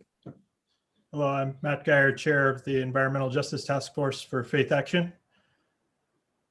Now, I want you to pretend for a little bit that we already have a carbon price like the one Dr. Kaufman just presented to us. And people all across Hawaii are already receiving their carbon price checks in the mail. Now, just like this study shows, the vast majority of low-income families are getting significantly more income from this program than increased expenses on things related to fossil fuels. And mostly, like she said, the wealthiest are the ones who are paying a little bit more into the program than they are getting back. But even for them, it's just an insignificant portion of their income.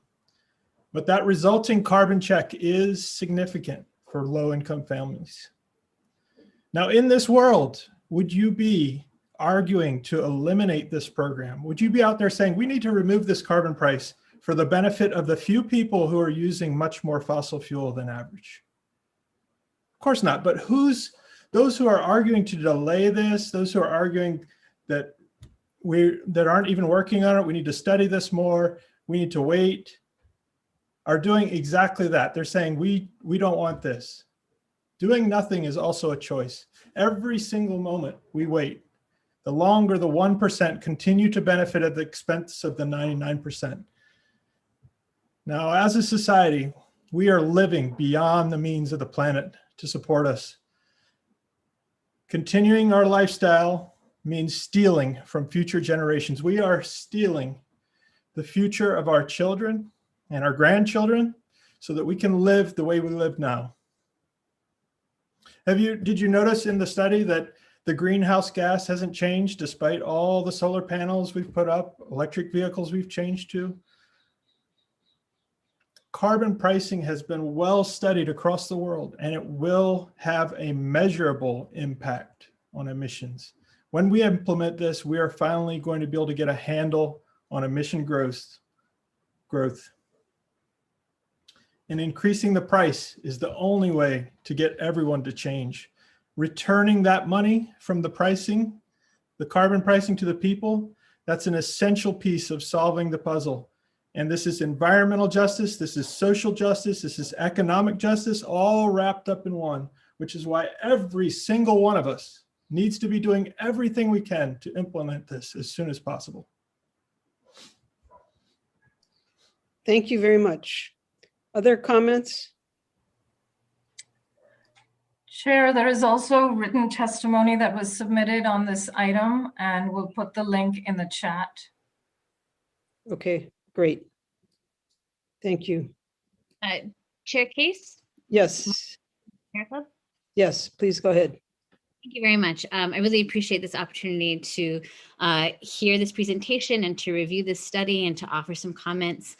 I did submit written testimony, and I just want to highlight some of our concerns. While we do share the sense of urgency to change our systems significantly so that we do have a zero emission, even a carbon neutral, carbon negative economy, we want to make sure that we think this all the way through. The details really do matter. And so I just want to caution the commission as we're considering this as an option to think about, like one of the questions that Representative Lowen asked, we need to know how is this kind of pricing mechanism will affect different communities differently. I am very concerned about low-income households who do not have enough of a cushion in their income to be able to handle a significant increase in the cost of living in general, food, transportation, everything and especially if the dividend that is returned is not returned in a timely fashion. So I really want to think through the details before adopting a policy like this. Maybe it's something to the effect of the state giving people money ahead of time and then refilling the coffers with fees collected from a carbon price. But to just start charging a price on carbon without supporting families to make that economic transition, both to weather the increased cost of living and also to make the transition to actually carbon-free living would be disastrous. I'm also concerned about it becoming a source of income, a way of balancing the budget, both for the state and for families. And so any price that we set for carbon needs to also be built in the idea that there would be no carbon after a certain date. And so those sort of drop dead dates, I think, are really important. In addition, I just want to also highlight that, it is a little unfair to me to set a price on carbon and have the general public pay for it when we have large corporations that disproportionately benefited from the use of carbon and actually delayed the transition to clean economies, clean energy, clean transportation. And so I would like for the commission to also consider this carbon pricing mechanism in the context of also holding accountable those fossil fuel companies that have pocketed a significant amount of money. And I want to also make sure that those kinds of funding resources are available and used for things like mitigation, shoreline erosion mitigation, for example. The state of Hawaii is facing very expensive mitigation measures, and there is no reason why the fossil fuel companies cannot also participate in helping us to address those. Thank you very much. Thank you for that. Other questions, comments? Pardon me? Can I respond to Ms. Townsend's comments a little bit? Sure. Yeah, thank you, Marty. No, those are important points. And, it's out of the scope of the study to get into detailed administrative kind of implementation aspects, but I absolutely agree with you, they're important. In particular, your idea of, it's not about collecting the taxes and sending out the checks a year later, because really low income households will not be able to deal with that, right? So within sort of the realm of best practices, right, this idea, you could sort of think about that as an upfront payment or, a more frequent payment on a quarterly to monthly basis that gets trued up at the end of the year, for example, based on actual revenues, right? So there's ways to think about the implementation that also really help sort of this element of burden while still achieving the environmental goal, right? So I think that was a really good point, and I wanted just to sort of elaborate it on a little bit because the report does not. Also, this idea of this isn't a perpetual source of income, right? I think is a really important one. And just my 2 cents on that is, yeah, absolutely. That's not the intent of the price signal, right? The intent of the price signal is to change behaviors and technologies and technological adoption. So, by putting it in that kind of that mindset up front, it is important to not set that expectation of this is a revenue stream we're going to see forever. And that's something we can count on, right? The idea is that shouldn't be true eventually. Thank you. Okay, other questions, comments?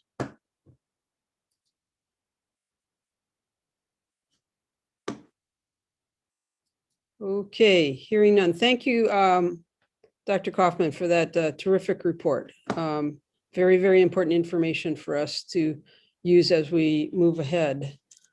The next item on the agenda is a discussion of the Climate Ready Hawaii working paper on nature-based solutions to resilience and adaptation. Anu Hittel, Leah Laramie, and Christian Giardina. Thank you. Good afternoon, co-chairs, commissioners. You all know me already, but for the record, let me introduce myself. I'm Anu Hittel, the statewide coordinator for this commission. And always, it's a hard act to follow after Dr. Kaufman. So I'll try and be as simple and brief as possible. And I promise you I won't show you any graphs either. So for this item, I'm eager to present to you a draft collaborative working paper on resilience and adaptation. The link should be showing up in your chat. As you might remember, we presented a Climate Ready Hawaii guidance paper to the Commission in October as part of our Climate Ready series. And in my coordinator's update, I had also mentioned that we were working on a resilience document to consolidate and highlight work that is being done by various departments represented in the Commission. Also in our mandate, it says that the commission shall identify existing climate change mitigation and adaptation efforts at the federal, state, and local levels, and make recommendations for how to meet or exceed Hawaii's state mitigation goals, and shall adopt a liberal approach in preparation so as to minimize future risks to the people and environment of Hawaii. So there's all that. But as part of these efforts, we are highlighting in our paper some of the adaptation work that is going on in the state. And hopefully you've all had a chance to look at the draft. You don't have to read every word of it if you don't want to, but I just wanted to give thanks to our many partners at UH, the Natural Working Lands Hui, the various departments and the divisions of DLNR that engaged, and the US Climate Alliance. And I also wanted to give a shout out to our wonderful AmeriCorps Kupu, Megan Gonsalves, who saw this through from its initial puzzle pieces to its current avatar. And AmeriCorps Vista, Diana Lopera, who helped bring this home. So you'll hear from them a little later when they introduce themselves as part of the Climate Ready cohort. Along with reiterating the role that our Mauka Makai lands and waters play in resilience, this paper also highlights the role of soils and food security in resilience and adaptation. So this is something the Commission has not addressed thus far, and the working paper is offered up as a starting point for this discussion. So please consider this paper sort of as an invite to Commission members to help us build out the next steps. I ask all commissioners for your engagement. I look forward to working with you and your staff on further input and collaboration on this topic. And in the paper itself, as one of the next steps, we had discussed how to develop an idea to develop a climate knowledge exchange, which is going to be presented by Leah Laramie of DLNR's Division of Forestry and Wildlife, and Christian Giardina, USDA, in partnership with HCA. So, Chair, if we could just take questions and comments at the end of their presentation. Yes. Okay, so they're on.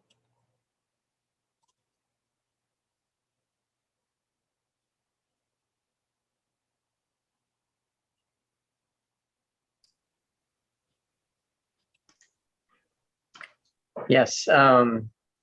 Aloha mai kako. This is Christian Giardina. I'm just going to try to share my screen here.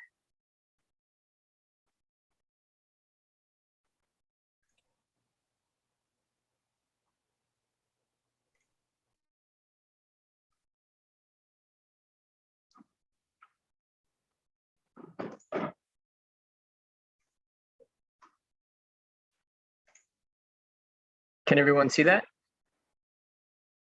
Yes. Great. So I'm going to talk a little bit about a pair of discussions that have been moving through the Hawaii Conservation Alliance and also the Natural and Working Lands Hui that is partnering with the U.S. Climate Alliance to identify opportunities in the natural working land sector for sequestration opportunities.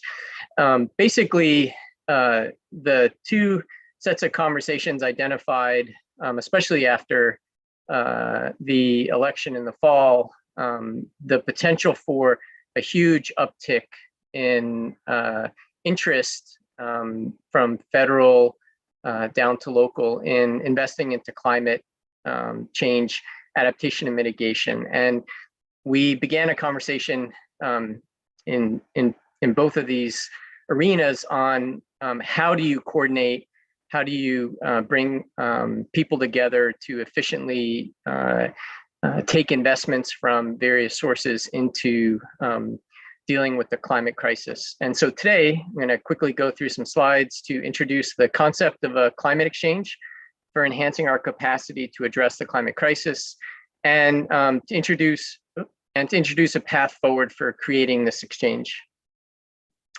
So the main problem that we're trying to take on is, and this is the good thing, there are a growing number of organizations taking on this expanding set of mandates for climate change adaptation mitigation.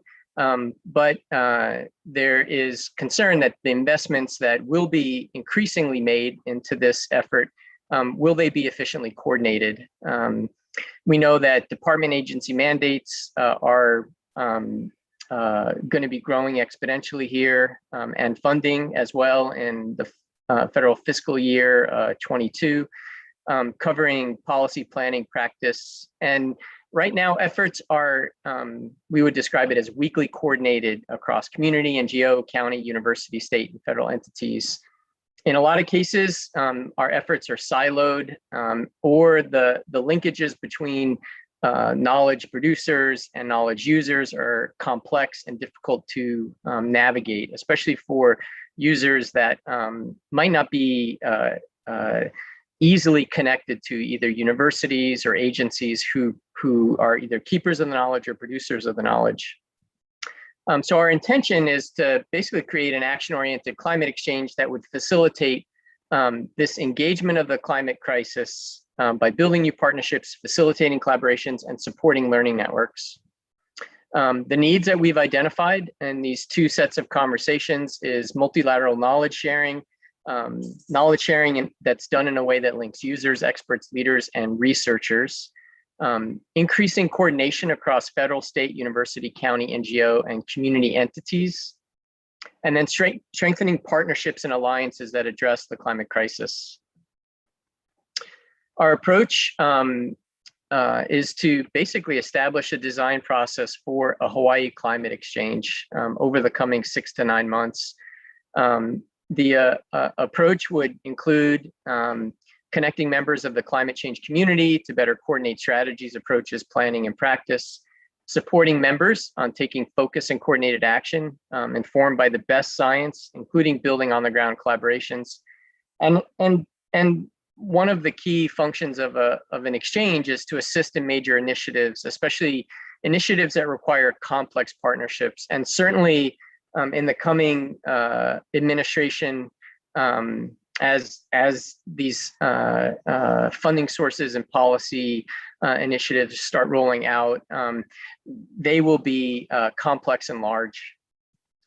Our outcomes that we're anticipating is an enhanced capacity to effectively coordinate climate change planning, policy, and practice, a more effective multi-directional exchange of credible knowledge via a wide range of approaches, including enhancing broader awareness of all the sources of scientific information on the topic. An annual meeting, for example, to identify needs among user groups, experts, and researchers, and developing solutions directed to meeting needs. And in addition, a more robust strategy for implementing climate actions. And so that's the end of the talk, and want to take time for any questions that myself or Leah or other members of the Natural Working Lands group that are on the call could answer for you. Thank you very much for that. That looks like an excellent way for us to all advance together by making the best connections possible.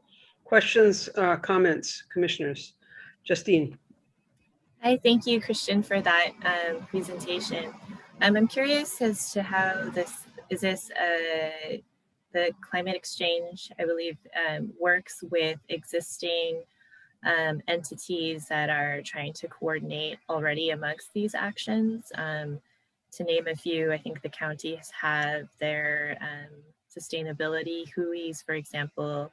We have the state's Ocean Resources Management Plan. There's the State Multi-Hazard Mitigation Forum.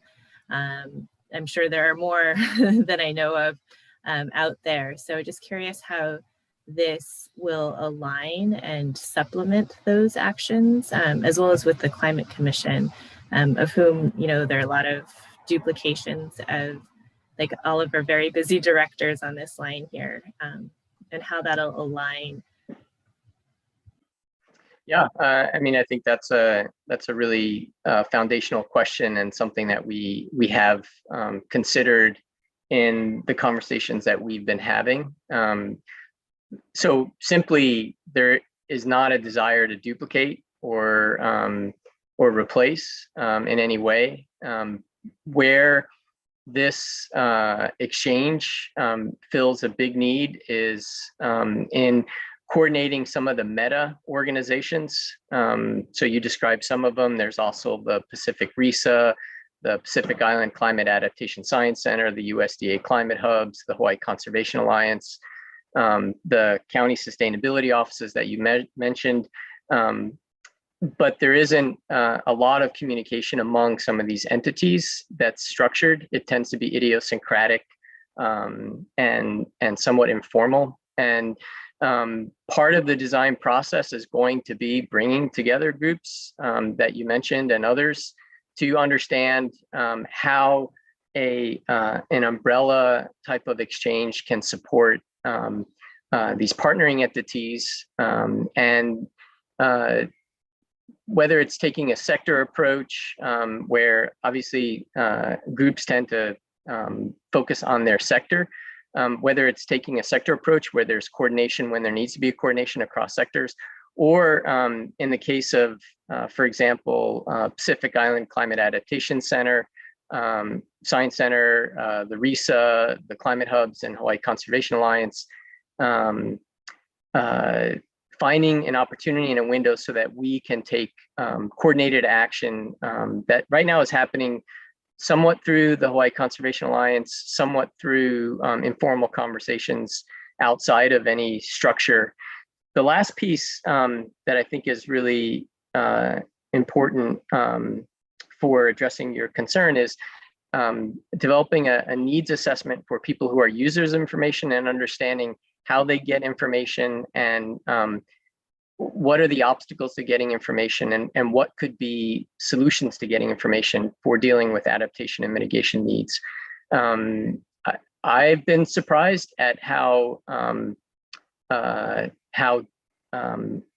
big a need there is for people on the ground to access simple information on carbon mitigation, for example. They're not straightforward approaches to doing this. And so the hope is that in meeting with the different groups that you're talking about, whether it's a convening function, an annual meeting like the Hawaii Conservation Convention, or working groups that focus on sectors, or some kind of centralized portal for climate-related information, that as we move through this design process, we'll identify the needs, we'll play a synergistic role in meeting the needs of the different groups you've talked about and others. So that's kind of the longer answer. Thank you. Other comments, questions? Is there public testimony on this item? Susan Crow. Hi, thank you, Chair Case. My name is Susan Crow. I'm an associate professor of soil ecology and biogeochemistry at UH Manoa, and I focus on measuring carbon and soil health and issues of land-based climate action. I'm speaking today, though, on behalf of the Hawaii Natural and Working Lands Research Team. Our diverse team includes postdoctoral fellows at UH, Arizona State, the Forest Service, state planners, UHERO, Water Resources Research Center, Nature Conservancy, Forest Service, and small business owners. We also work frequently with folks like yourself who are decision makers, policy makers at the commission and at the energy office. So we're formalized as a group as the state natural and working lands representatives to the U.S. Climate Alliance. In our work currently funded by the Alliance, our team's goal is to collate databases towards building a decision support tool that helps maximize landscape scale sequestration rates for climate mitigation at the state scale through science-based climate legislation. So we're thrilled to be able to assist Anu and the team on developing this drafting working paper, and also Senator Gabbard's office in drafting the Forest and Agriculture Carbon Positive Incentives Program that gained quite a bit of momentum this legislative session. So one of the things that we're particularly excited about in this working paper is that it really reiterates the importance of nature-based solutions across sectors. So the sectors such as agriculture, including farmers and ranchers, forestry, agroforestry, and other biocultural restoration is really key and central to our group and achieving these large goals. So as the transportation and energy sector programs that are so important get off the ground, land-based climate actions that preserve and rebuild soil health and biodiversity will be critical to getting across the finish line for achieving at least carbon neutrality, renewable energy mandates by 2045, at the same time supporting local food production and conservation and cultural goals. So healthy, diverse, natural and working lands make Hawaii more climate ready because they encompass both climate change mitigation and adaptation. Mitigation comes through ecosystem and soil carbon sequestration and reduced greenhouse gas fluxes with supported best management practices. But also adaptation comes through rebuilding soil health and into multifunctional landscapes that are both resilient and abundant. So this working paper really addresses the need to think about supporting the people and community-based management groups that steward these multifunctional landscapes, mako to makai, and include a continuum of forests, rangelands, and agricultural landscapes. Because when these landscapes are managed well, all of the landscapes and the people who steward them provide benefits to water supplies, coral reefs, economy, and the climate. So increasingly, healthy soils and healthy societies are closely linked, and supporting climate action in our natural and working lands means resilience in our landscapes and in our people. So thank you very much for everyone's efforts on this working paper, and I'm happy to continue with the progress. Thank you. Thank you for that. And next up is Albie Miles, and thank you for raising your hand. If anyone wants to make a comment, please hit the raise hand button on your Zoom. Albie Miles. Thank you for the opportunity to comment on this new Climate Ready Hawaii working paper. I want to start by saying that I support the assessments that are outlined in this new working paper and believe that it's a really important first step for the Commission to include ongoing analyses of key points of vulnerability in the larger food system, beyond agriculture, the larger food system in climate change adaptation and mitigation planning. And I'll just briefly share with you why I think this is important. Many of these facts might be familiar with you, but I want to reiterate just to give you a sense of why I think food system resilience and equity planning needs to be more formally integrated into the Commission's portfolio. So first, we already have moderate to high levels of household food insecurity in Hawaii. That's pre-COVID-19. Now it's estimated that about 20% of our community members are experiencing household food insecurity, with an even higher rate in the Native Hawaiian and Pacific Islander community.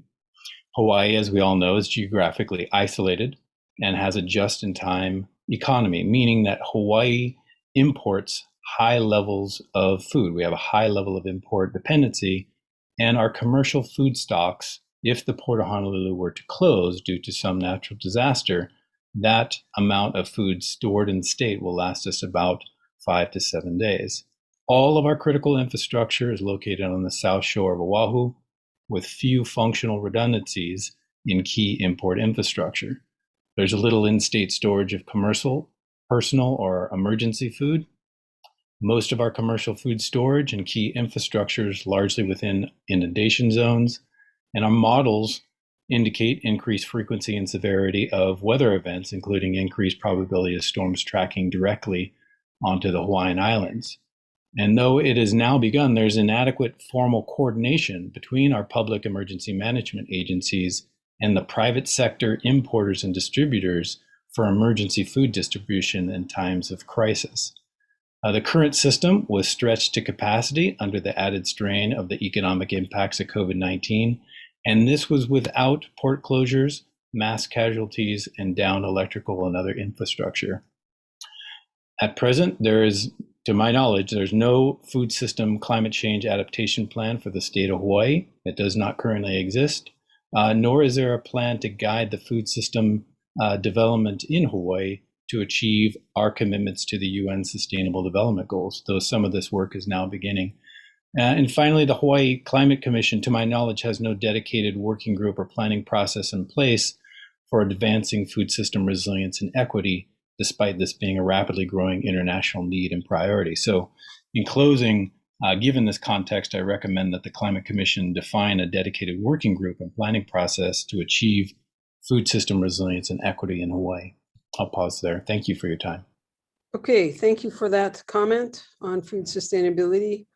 I see no other comments on this agenda item, so we will move to the last agenda item. So thank you for that, commissioners. The last agenda item is item 6, the coordinator's update. Anu. Thank you, Chair. And I'll be brief. I know we're running over time. So I would like to, first of all, if you might remember, we secured a cost share federal grant to create a climate ready Hawaii cohort. And our first ever cohort started in December 2020. These 6 vistas are based in different offices of state of Hawaii dealing with climate readiness and equity. You'll find their profiles and projects on the commission site, climate.hawaii.gov. And I would like you to please welcome Diana, Sabrina, Brittany, Riviere, James, Parker, and also our kupu Megan. So they will just give you a quick hello, and here they are, starting with Diana. Hi, everybody. Let me just get everyone's on here so we can all see our faces.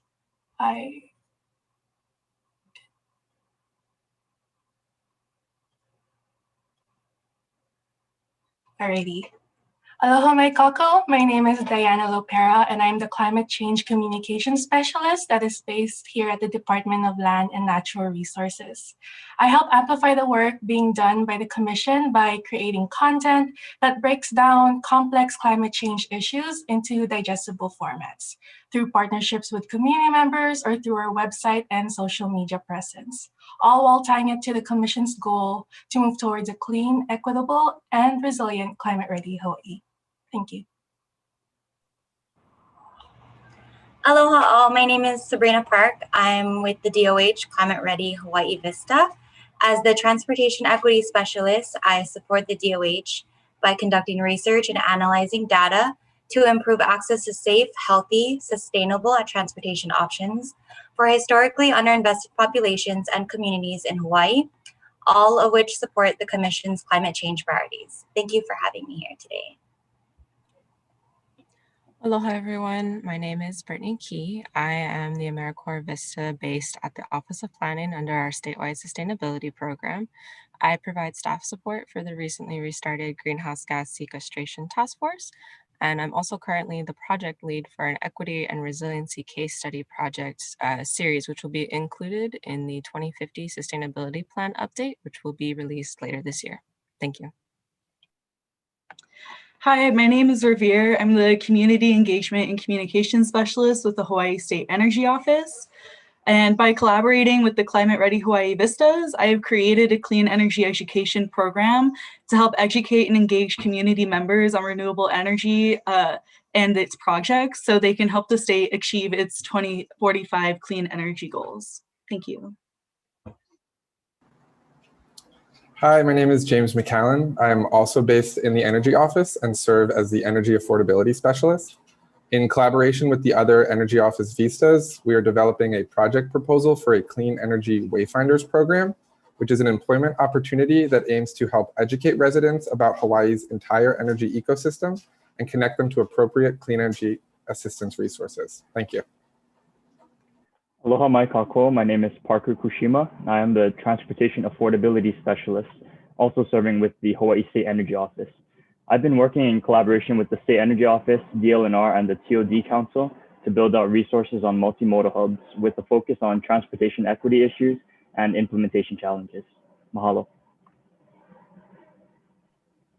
Aloha, my name is Megan Gonzalez. I'm the Kupu AmeriCorps member based at the Division of Land and Natural Resources, Division of Forestry and Wildlife. And I provide research, data collection and management, and technical assistance to both the State Climate Commission and DOFA for projects based in native ecosystem protection and climate resilience. Thank you. Great. Well, thank you, Vistas and Kupu. And so that's your first cohort, commissioners, and we'll be hopefully going into year 2 and years 3 of this project. So I'll keep you posted. I just have one quick other update, and that is just wanted to tell you a little bit about our transportation emissions work. And basically, in 2021, we are focused on strategies for reducing vehicle miles traveled, which is, mostly how much we drive. We have secured a grant from EPA through DOH's Clean Air branch to develop strategies for such reduction in Hawaii. Thank you, colleagues at EPA and DOH, for the collaboration. We are in the final throes of signing that paperwork to begin work. And also, as you know, we secured funds from Oahu MPO last year to work on a multimodal mobility hub project. So that work is just ramping up. Please come and learn more about such hubs at next week's Transit-Oriented Development Council meeting, April 16th at 9:30 a.m. Okay, that's all I had, Chair. Thank you for that, and thank you for the introduction to our great Vista and Kupu workers, bringing this work forward and coordinating very well among all of the departments and agencies. It's a wonderful addition to this effort. That brings us to the close of our Climate Commission meeting, and our next meeting is August 11. And thank you all for being here. Thank you for the terrific reports. I learned a lot, and look forward to our next meeting in August. Thank you. Aloha. Thank you. Aloha, everybody. Aloha, thank you. Aloha.